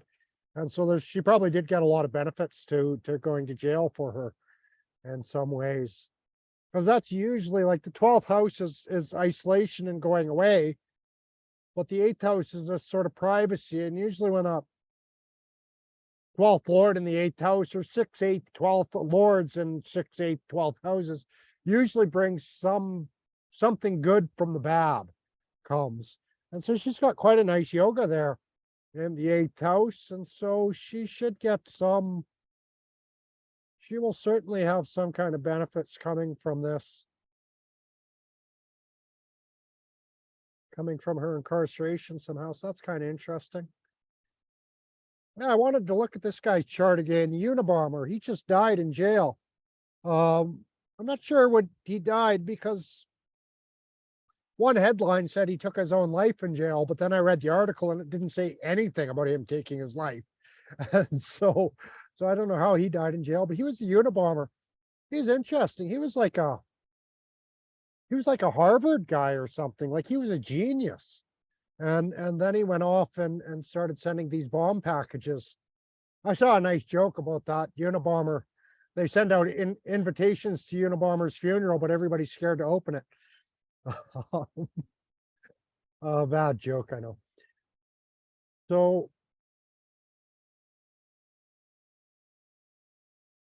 and kind of interesting in a sense that both Ghislaine Maxwell and Ted Kaczynski both have this moon in third house. And so that's also the groups that they deal with. So some underground groups, underground organizations, you could say, that both of them are related with. Shakya, man. She's also, well, nothing sinister like the two of them, but she's sort of, also sort of, she's quite involved with the Muslim community in the UK. She was born in the UK, but quite involved with the Muslim community there. But then she's got close friends like myself. And so she has these underground friends. I'm sure she would never tell anybody about me. You won't find Shakya Man online anywhere. But so she's got these sort of underground communications and secret hidden communications. Tim Pool's land also. He was well, he was in the Canadian Army, actually. He was stationed in Syria years and years and years ago. And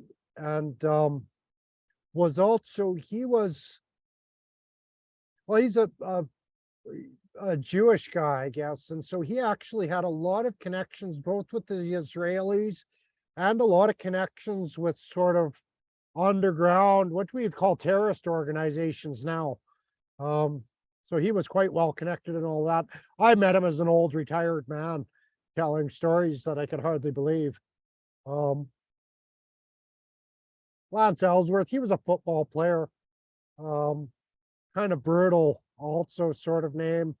I think he had some addictions. Town Van Zandt, I quite like his music. Also dealt with a lot of addiction, died early. Taya Field, I'm not sure she would have any substance abuse addictions, but sex addictions are certainly there. And in her life, Bipin Bahati, there's another astrologer, famous astrologer with this position. Robert Y was he was a geologist, so working with the underground and that underground knowledge also coming through Robert Y, CIA guy, you know, also dealing with all that underground stuff. So quite interesting. Noticing these ones with the fourth house moon and Ashlesha, usually like a lot of manipulation in the house, some sexual, I don't know if I'd say sexual abuse going on in the home of most of these people, but certainly a few that I know there was. And someone like Towns Van Zandt and Lance Ellsworth, also with their addictions, I think they probably also had tough upbringing growing up. I would imagine this fourth house moon Ashlesha was also relate with agriculture. And we might find, again, I don't have many farmers that I know, but we might find some farmers that also have moon Ashlesha in fourth.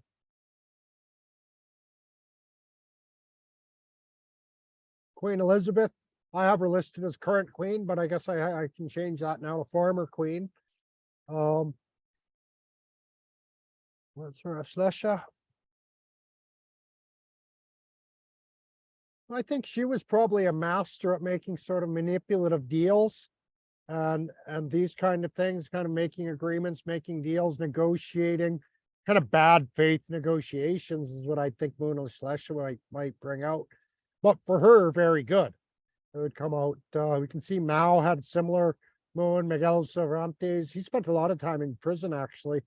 I'm pretty sure he wrote Don Quixote while he was in jail. And I would think even Queen Elizabeth, in a sense, might have even felt imprisoned by her knowledge and stuff like that. Ananda he's also very severe alcohol addiction he has, but he also has paralysis from the waist down. He has some use of his legs, but not much.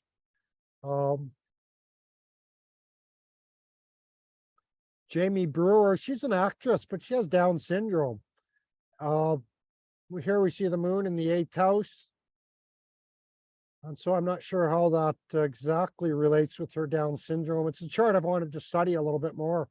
Because I think it's the only Down syndrome chart I have. So I've wanted to kind of look at that quite a bit deeper. Well, Rahu in the ascendant, and so a little bit you could say special person. I'm not sure why it became special needs person, but then the ascendant lord is also debilitated, and so that whole personality becomes debilitated. The body, the health would get some debilitation. Jupiter in the ascendant gives that sort of chubby face that that Down syndrome people have there as well. But again, I think the moon in the Ashlesha can relate with some special needs sort of things.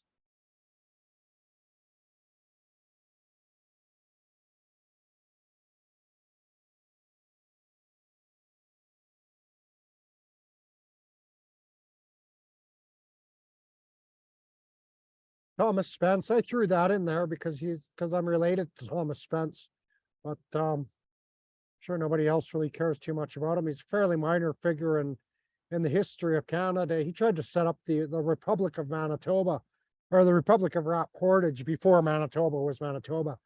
And what he did, oh, this moon Rahu in the 10th, this actually makes quite a bit of sense for him. So he was setting up that Republic of Portage in Manitoba, and he was writing letters to the Queen saying, like, "Dear Queen, I'm running this land for you, and I'm ruling over this land for you. Don't worry, I'm taking care of it."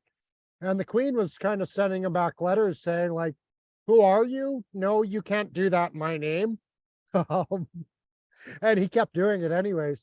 And so he was kind of this manipulative leadership and leadership of the land, the big landowner, because, wow, he carved out all of Rat Portage and claimed it as his.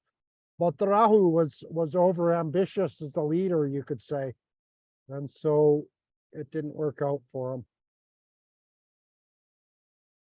We get Gandhi. Interesting. Gandhi has a similar sort of moon Rahu in the 4th. And so he was also kind of this over ambitious leader and trying to figure out, and got unofficial leadership just through his non-violence type stuff.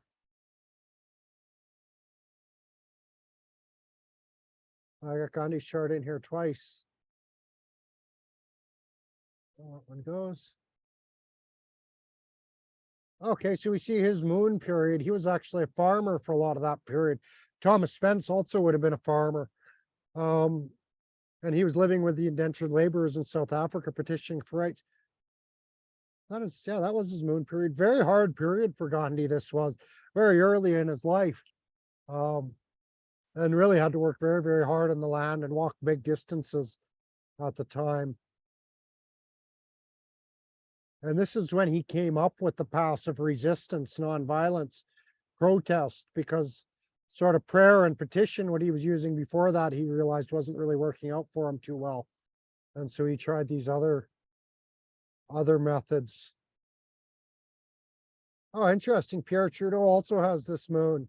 So you see some pretty strong leaders with this, but Pierre Trudeau, like, how did this guy end up running a country? He was like a whitewater rafting guide before he was president prime minister of Canada. And so really it's like again, that manipulation got him in the position more than anything. And maybe also you could say, well, just because of who his father is. Trying to look for that kind of stuff in his chart. And there's it's that Chitra and Ashlesha energy, like the Queen as well. Like they both have strong Chitra and Ashlesha. Oh yeah, the Queen also had Sun in the ascendant like that. Interesting. Not on the ascendants, but she had something in Chitra. Or Shitra, I'm not sure how to pronounce. Chitra, yeah. Come on, Queen, where are you? It's not long ago.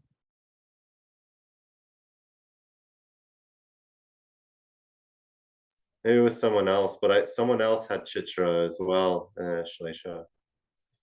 Bad with names.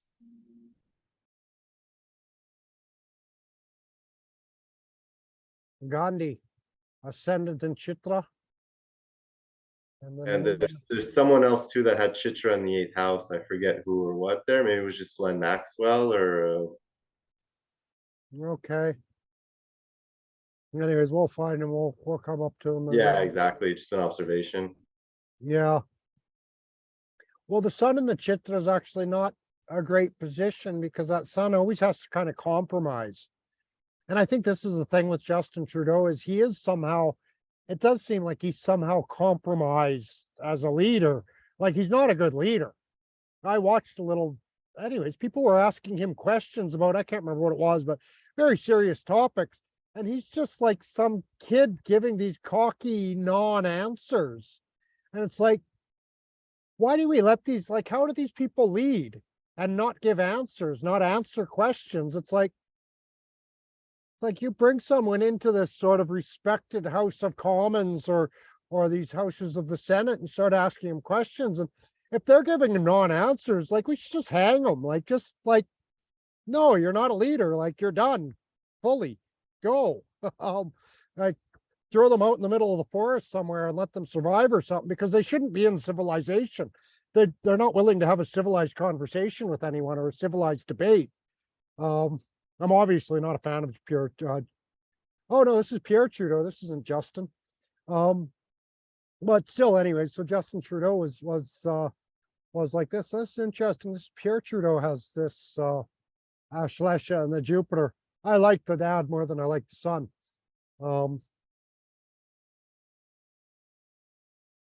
But anyways, we can see that moon in 10th house is quite good for leadership positions. Anyways, Pierre Trudeau, Desmond Tutu, Chris Christopherson. I don't know if you listen to any of his music, but he's really amazing songwriter. He's got an album called The Pilgrim. Really great album. A lot of good music on that album, but he's sort of this pilgrim wandering sort of pilgrim figure in a sense.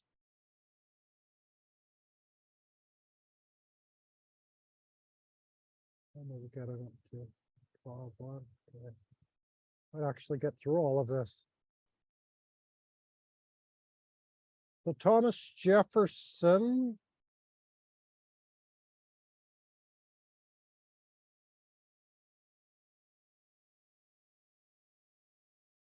So anyways, I found a common time used for him. I didn't agree with that apparently, so I flipped it right around.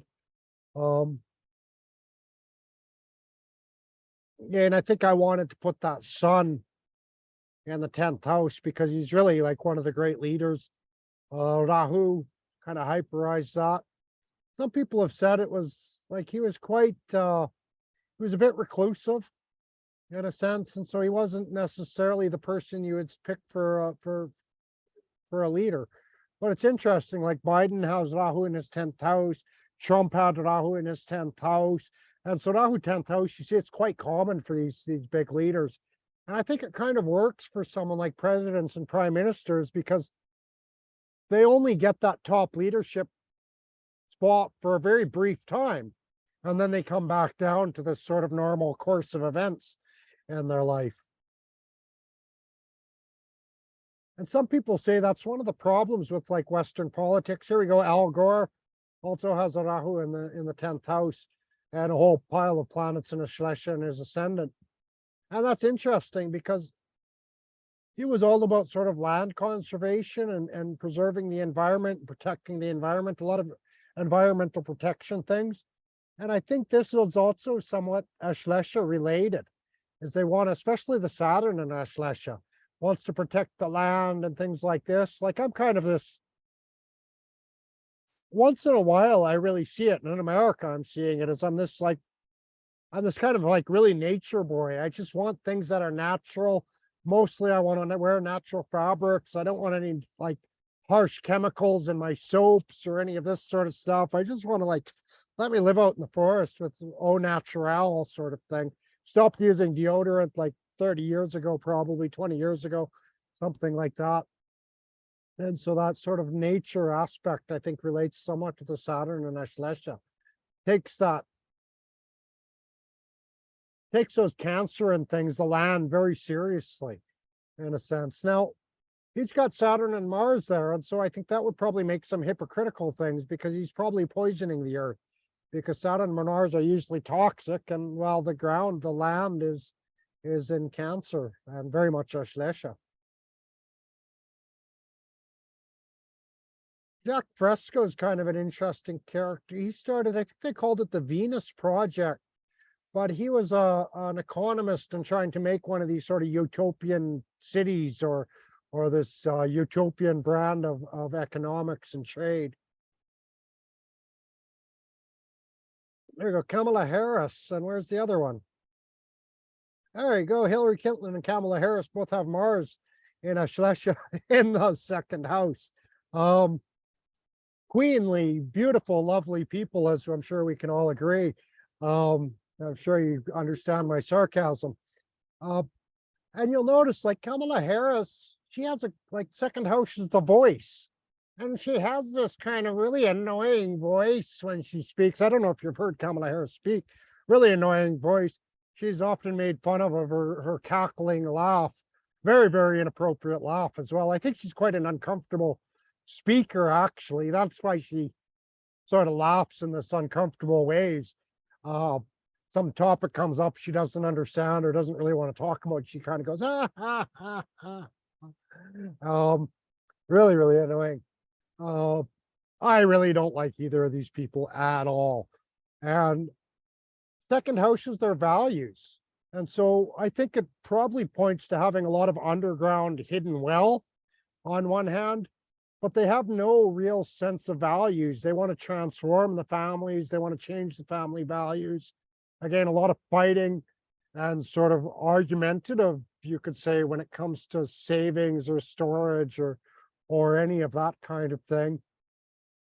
I don't know about Kamala Harris, but I wrote quite a bit on Hillary Clinton. You can see there. In that, what else we got? It doesn't surprise me. Maxine Waters also has them. That's a trio for you, man. Maxine Waters, Kamala Harris, and Hillary Clinton. Could you imagine walking in or having dinner with the three of them? I'd probably just kill myself. And from that perspective, it's no big surprise that Cher would also have this, in a sense, very sort of like Cher really manipulated the sexuality. I think like Kamala Harris, Hillary Clinton has really been manipulative about like sort of women's issues. And also even when it comes to the family, like just everything's really just a big manipulation to all of these people. And I can't believe we let any of them anywhere near leadership positions. It just blows me away that these people have any kind of power whatsoever. We'll skip that because I just don't have anything nice to say. Moray Sheba. Again, we see the fighters, some fighters that have this sort of position. Lance Ellsworth, he was football, less than fighting. Helen Keller, I'm pretty sure I didn't have a good time for her, but I would want to check her time because I have a feeling we can lump Helen Keller in with the rest of this Clinton and Kamala and Maxine Waters. Just none of them are very pleasant people. And I don't think Helen Keller was very pleasant at all either as well. Just kind of, they say blind and deaf, but she wasn't fully blind or fully deaf. Again, just kind of using this, and I think it's what all of them sort of have in common is this manipulation of the victim mentality and manipulating that victim position. Oh, I'm a woman, and so I'm a weak victim, and so you have to give me, you have to appoint me to these positions because, right? Because I'm just a woman and I'm a victim and I can't really compete against the men, sort of thing. And so there's a lot of that. It's like everybody knows Kamala Harris is only vice president because she was a black woman, which is like, that's like, really? Really? Anyways, I should move on because I don't have anything nice. They're getting me all riled up. So let's just skip all these, all these people I don't like. See, at least it's like, I don't like Trump either, but at least I can laugh with Trump. At least he can make me laugh. He's got a sense of humor. He's not manipulating in the way some of these others are, like that. Robespierre, I wouldn't be surprised too if we could kind of lump Robespierre up in with what the rest of the cackling thinks. I think he was also quite manipulative. even though he was a philosopher. Frank Abandonando. Can't remember if that's the dude with the mob or the dude that was killed by his stepdaughter. But anyways, either way, not a very nice guy. Um, Leonard Cohen dealt with a lot of addictive tendencies, and that would be in that sixth house. There would be addictions and things like that. Probably drug addictions, chemical addictions, chemical imbalances, all of that sort of stuff. Papa Yadav from Varanasi, he's a Babaji in Varanasi. I don't know what to say about Papu. I think he's probably ultimately pretty good teacher, but he was one of these in India. There's like, you study university or you study yoga in the university, but it's a competitive brand of yoga. And so it's how much can you contort your body? And so that's sort of that Ashlesha. And I think he sort of teaches that way too. If you go to his yoga classes in Varanasi, I've told people, like, if you really, really, really want to do these postures, go see Papu and he'll like just break your body until you get into the posture. And so you get it done.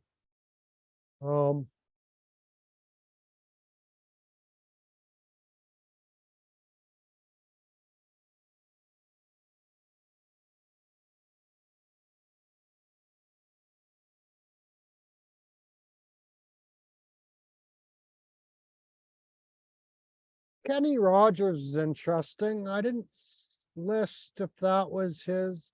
I imagine that will be an AA rating. I didn't make a mark, but I'm not sure. But Kenny Rogers, of course, he's the country singer who sang about the gambling. He also had an interesting song, Coward of the County, I believe it was. He had a couple songs like this that dealt with sexual abuse of women.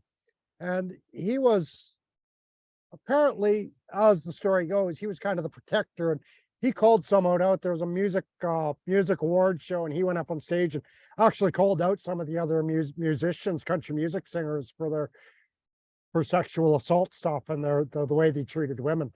But then I'm not sure if Kenny Rogers actually treated them any better, because that manipulation of Mars is kind of in there, and this sort of thing.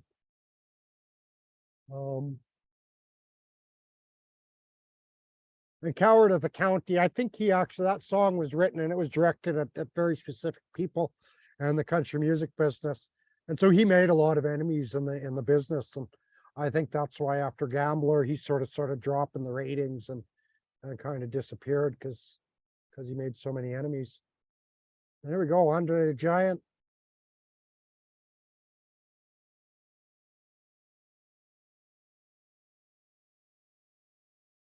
Yeah, I think Andre the Giant with Mars in the 11th house, this would probably point to having a lot of sort of manipulative friends, but it also could be the fighter friends, the sort of grappler, wrestler, a lot of friends in that field, of course.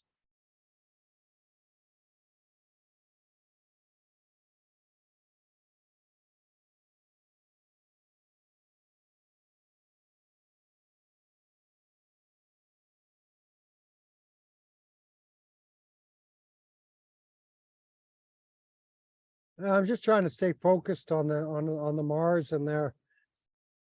Yeah, that interesting because he was a giant, quite literally, and so he had the gigantism, and so we've got a few things going on there for that. I think the one is the Jupiter and the ascendant tends to make people a little bit bigger bodied, and then the Moon and Mula in the 4th house.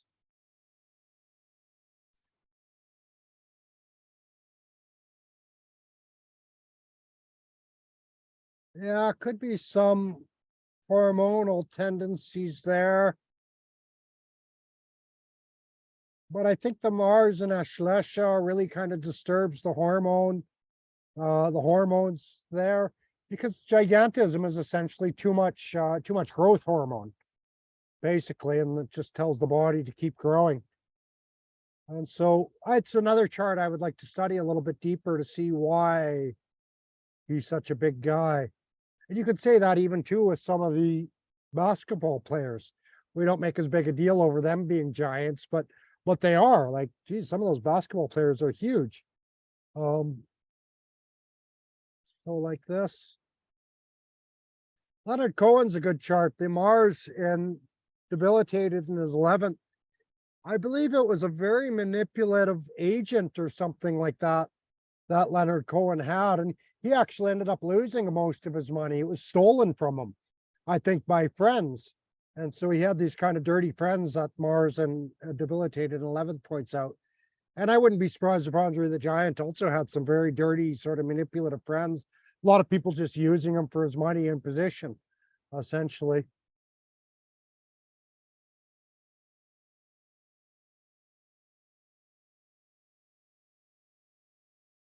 Ray Kroc, that's the guy who started McDonald's. Pretty sure it is. Um, and McDonald's is a good example of a kind of manipulation because they sell it as food. Well, it depends what your definition of food is. Um, one of my favorite essays, you might find it online. One of my favorite essays by Noam Chomsky is "What is water?" And it depends on your definition of water. And so he wrote that after the Charles River caught on fire. And so, well, you could say the same with McDonald's food. Like, there's no nutrition in there, so can you call it food? Just sort of looks like food on the surface.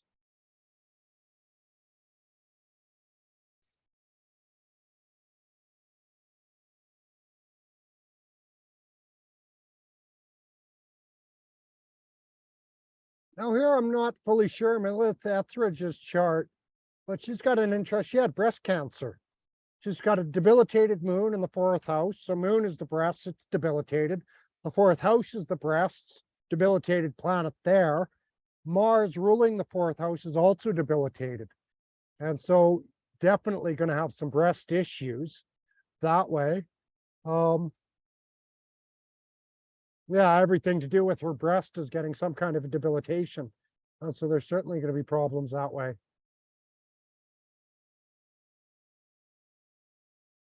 Keep going. Here we get into Mercury, Ashlesha.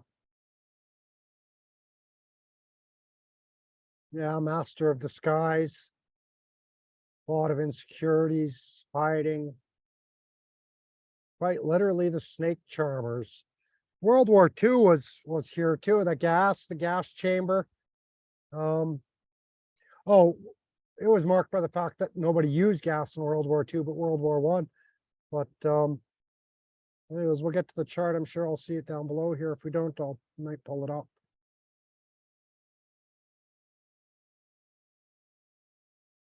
I just need to use the washroom real quick, Mike, and I might just need just a Okay. minute Yeah. to refocus. But yeah, World War One was mustard gas, right? Whereas World War Two didn't have any of those gases because I think it No, was like deemed but inhumane or something. it was the gas chamber in World War II. Oh, right, that's where it got Yeah. right, right. So yeah, interesting to see all of that come out. Yeah.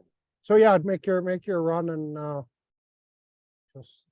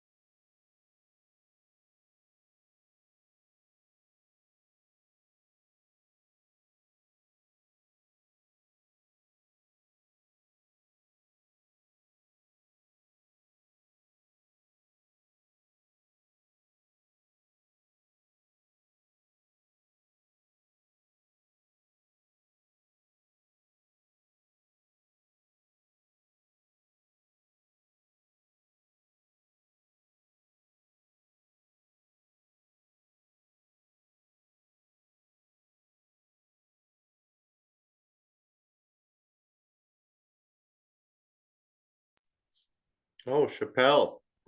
Yeah, yeah, there's Dave Chappelle with this, well, this is the Mercury in Ashlesha now. And so Interesting. that's where he makes a lot of his money, um, through that sort of manipulation.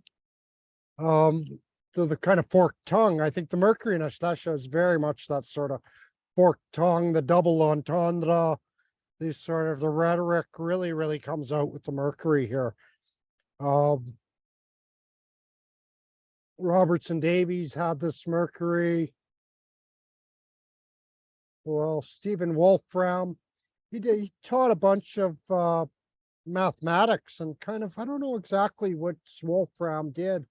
He sort of set up some classes for teaching mathematics. That was supposed to be really kind of a good way of teaching math, something like that.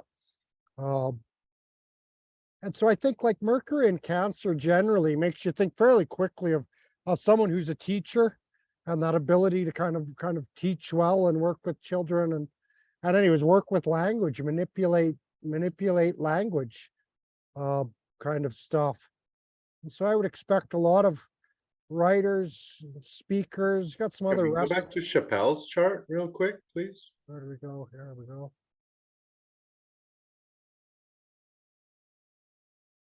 So this is showing an AA rating for birth record. That Saturn Ketu moon in the 10th house, I think mostly, anyways, part of it's like, well, the Ketu part is kind of like, well, what does he actually do?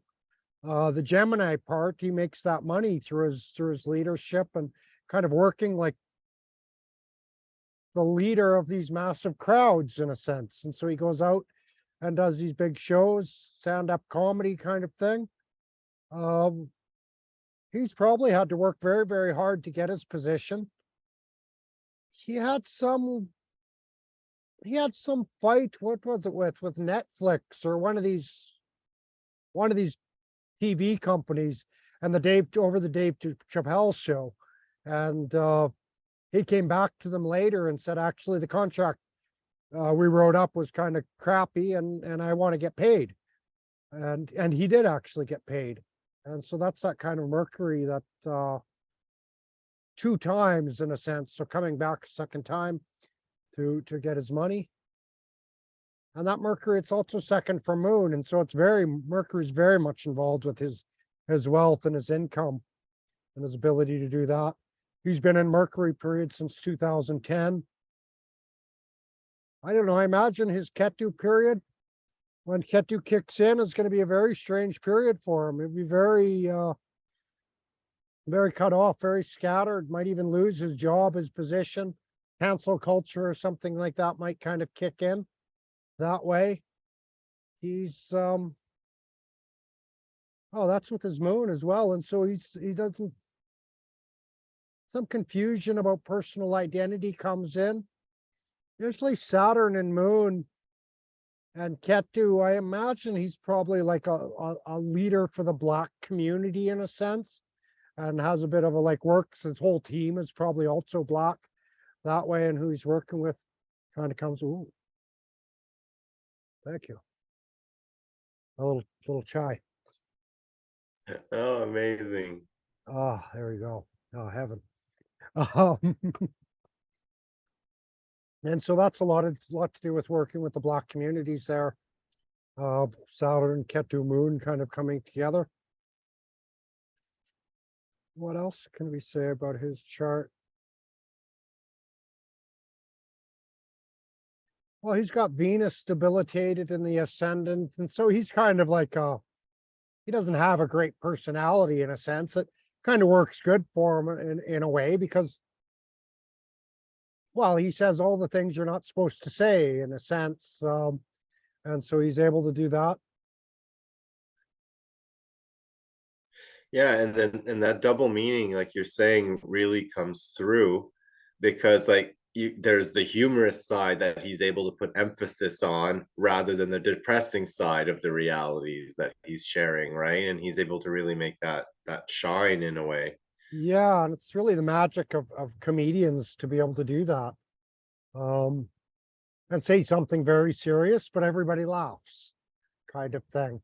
And so, yeah, it really comes through with comedian. And is that usually like a Mercury, or how does that usually come through? Like in Chappelle's case, we see it through the Ashlesha, but like not all comedians have Ashlesha, or maybe they do somewhat somewhere. So I guess it depends on type of Yeah, comedy as well. I was just staying with a comedian actually back in Texas, and he had, can't remember exactly what his chart was, but his Sun and Mercury were together in the eighth house. And again, it was a 10th Lord going into the eighth house. And so apparently all his jokes, like he was just a master of saying the thing nobody's supposed to say. And so that's a similar sort of energy that way. Because Mercury is really usually the comedian is Mercury. He's fun and games in a sense, just joking, man. You know. And so depending on how he's placed, that joke will hit home different ways.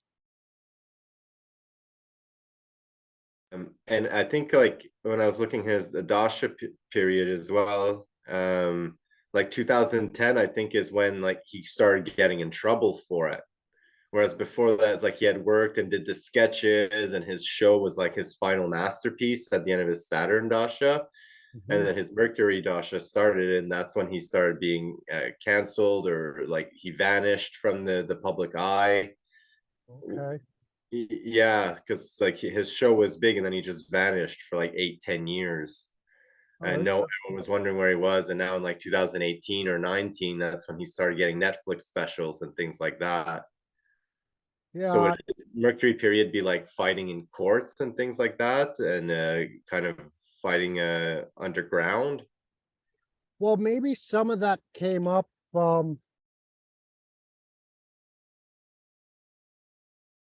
Yeah, the problems probably came up for him at the end of the Saturn period, Saturn Jupiter, and that probably when all the problems arose. And Yeah, then exactly.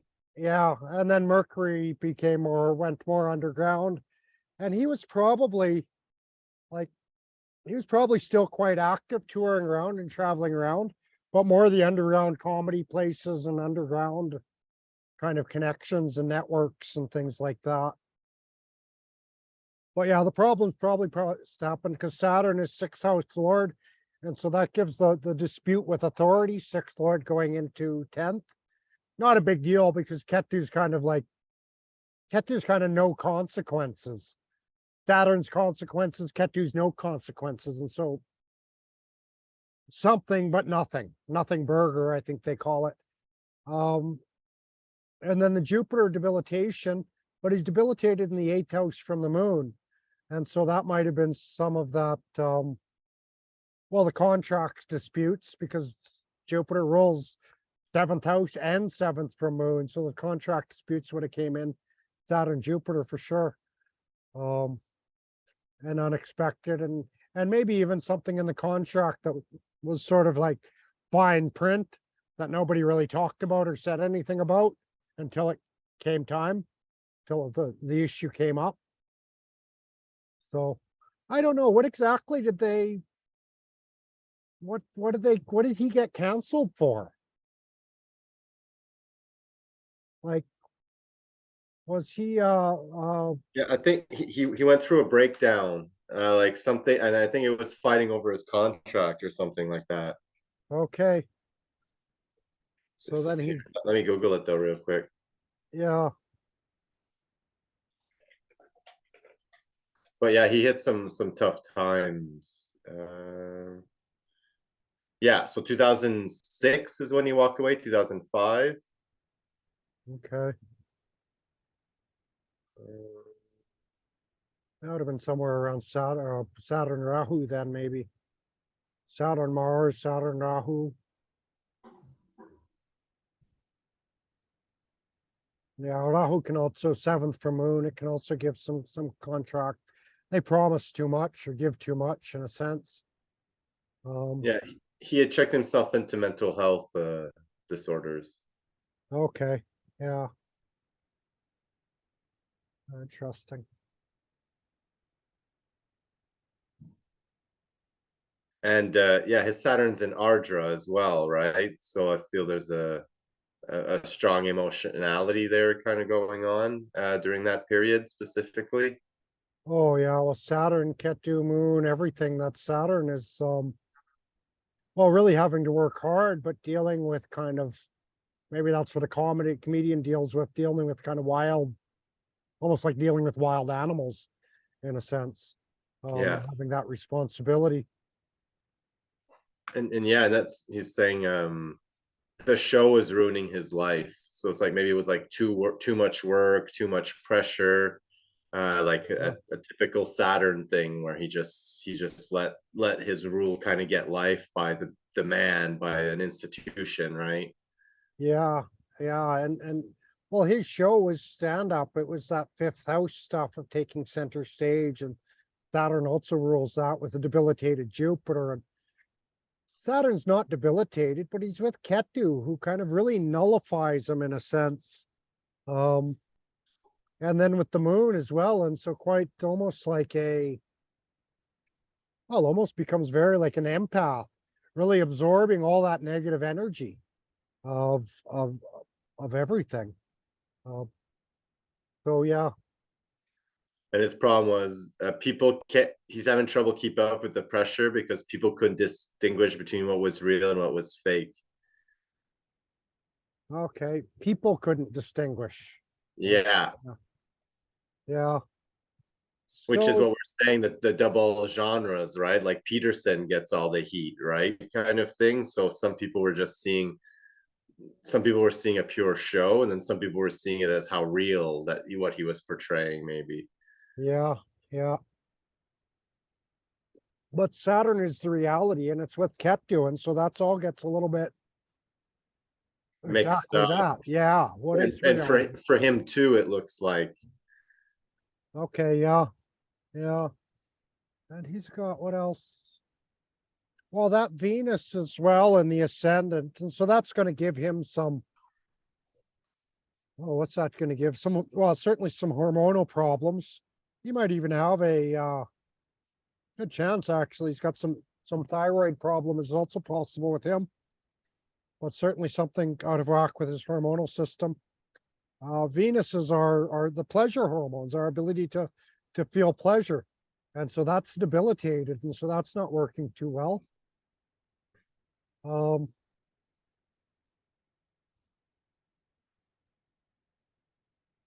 And what else can we say here? Well, the moon is the mind. And so we look to that for any mental illness. And while with Saturn and Ketu, going to bring some kind of sense of depression to them. And yeah, really just feeling meaningless and nothing's really solid in the mind, just almost too much wind in the mind in a sense. yeah.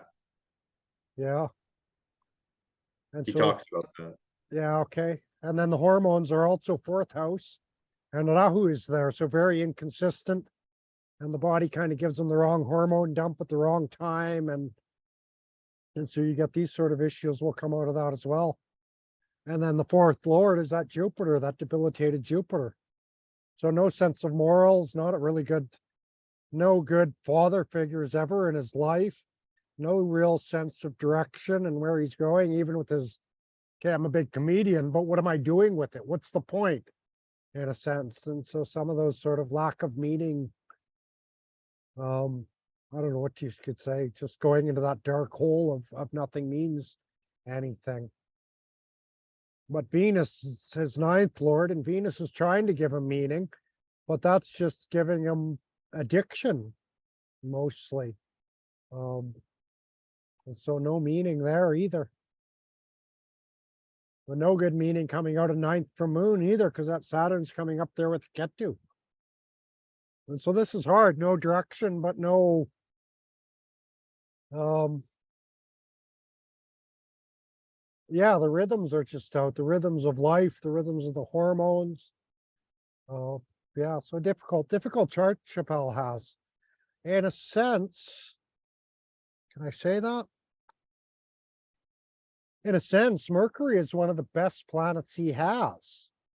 Rules his ascendant, so that keeps his personality at least from being a complete train wreck because of the Venus addictive tendencies. and he can relate with the big crowds. And then Mercury rolls the 10th, and so he can be the leader of those big crowds and make really good money doing it. But it's like, 'cause otherwise his ascendant is kind of trash. Venus is no good. Saturn's no good. Moon's no good. Jupiter's no good. Mars and Sun are all right, but they're both in bad houses. And so difficult chart, tough. Yeah. I mean, he does admit to all these things that you're speaking of. Okay. That Yeah. like he says he's like this. Yeah. Yeah. He's a pretty honest guy that way. So yeah. Yeah. Yeah. Yeah, it's tough chart he has. Mars in the 8th can be very, anyways, very sexual position, very driven to penetrate in secret, in a sense you could say, like that. And it's rules his 3rd house, which is his effort.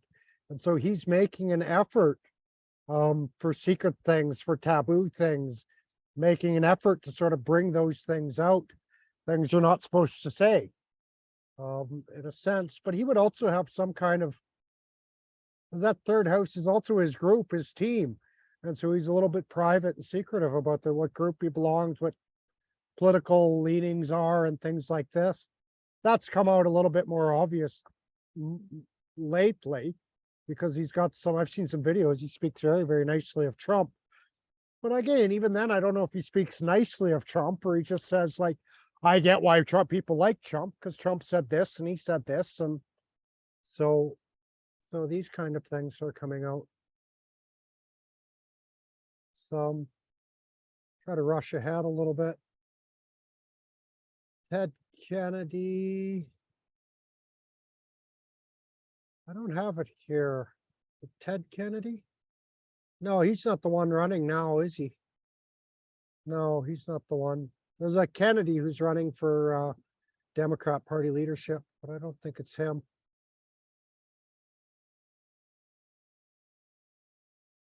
Here's Towns Van Zandt's chart. Oh, here we go. Towns Van Zandt and Johnny Cash. What's the same of them? I got supposed to be Jupiter and Ashlesha.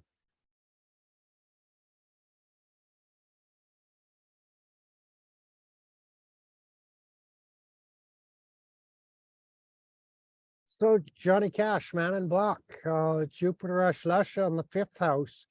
So giving him abundant time on stage, abundant ability to express himself. Again, we can't be certain that, because this is A rating for memory, we can't be certain that it's chart, but it seems to be working. Associated with 3rd house, with his band, with his team, like that. And kind of Moon in the 8th, comfortable with these, with well, they say comfortable with the downtrodden. I know he's working for the downtrodden, but he's sort of comfortable with unexpected things and things just popping up. Jupiter Ashlesha. Let me just scroll this back up for a second. Oh, I didn't actually write anything about Jupiter Ashlesha. But Jupiter Ashlesha is usually like a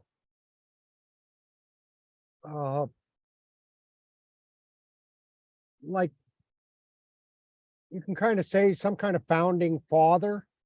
They're usually very strong father figures, very strong providers. Jupiter and Cancer generally. These sorts of things really come up that way. I think, where is it? Yeah, I'll bet you I have both their charts here. It's interesting to find how many similarities that Greta Thunberg has with, what's his name? I've got his name here. It's on my head. With Kyle Rittenhouse. So Greta Thunberg and Kyle Rittenhouse, it's amazing how many similarities they have. And their ideologies are so opposite, but I think Kyle Rittenhouse will end up being quite a speaker, similar to Greta Thunberg, traveling around and speaking to conservative groups and gun groups and things like that. But again, this sort of founding, these ideology is a Jupiter thing, and so ideology would be quite strong with any of these people.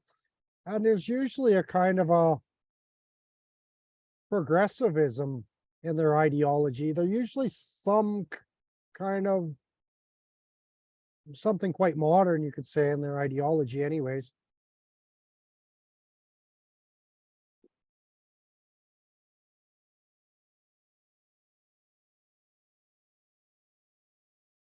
The other guys, no, I don't have his chart. Greta Thunberg had no time available. Let's skip past her. I'm kind of rushing now because it's getting on 3 hours, and I can feel myself also. I'm getting tired from too much chatting. Yeah, and we can call it too, Mike. Like you kind of don't need necessarily to finish it. I think the general idea of this class is to try and get a general energy of what it is, and I Yeah. feel we've had a great class already. Like I think, Yeah, we've kind of gone through a gazillion charts. So yeah, let's call it there. Call it yeah. class. Um Thank you as well as you.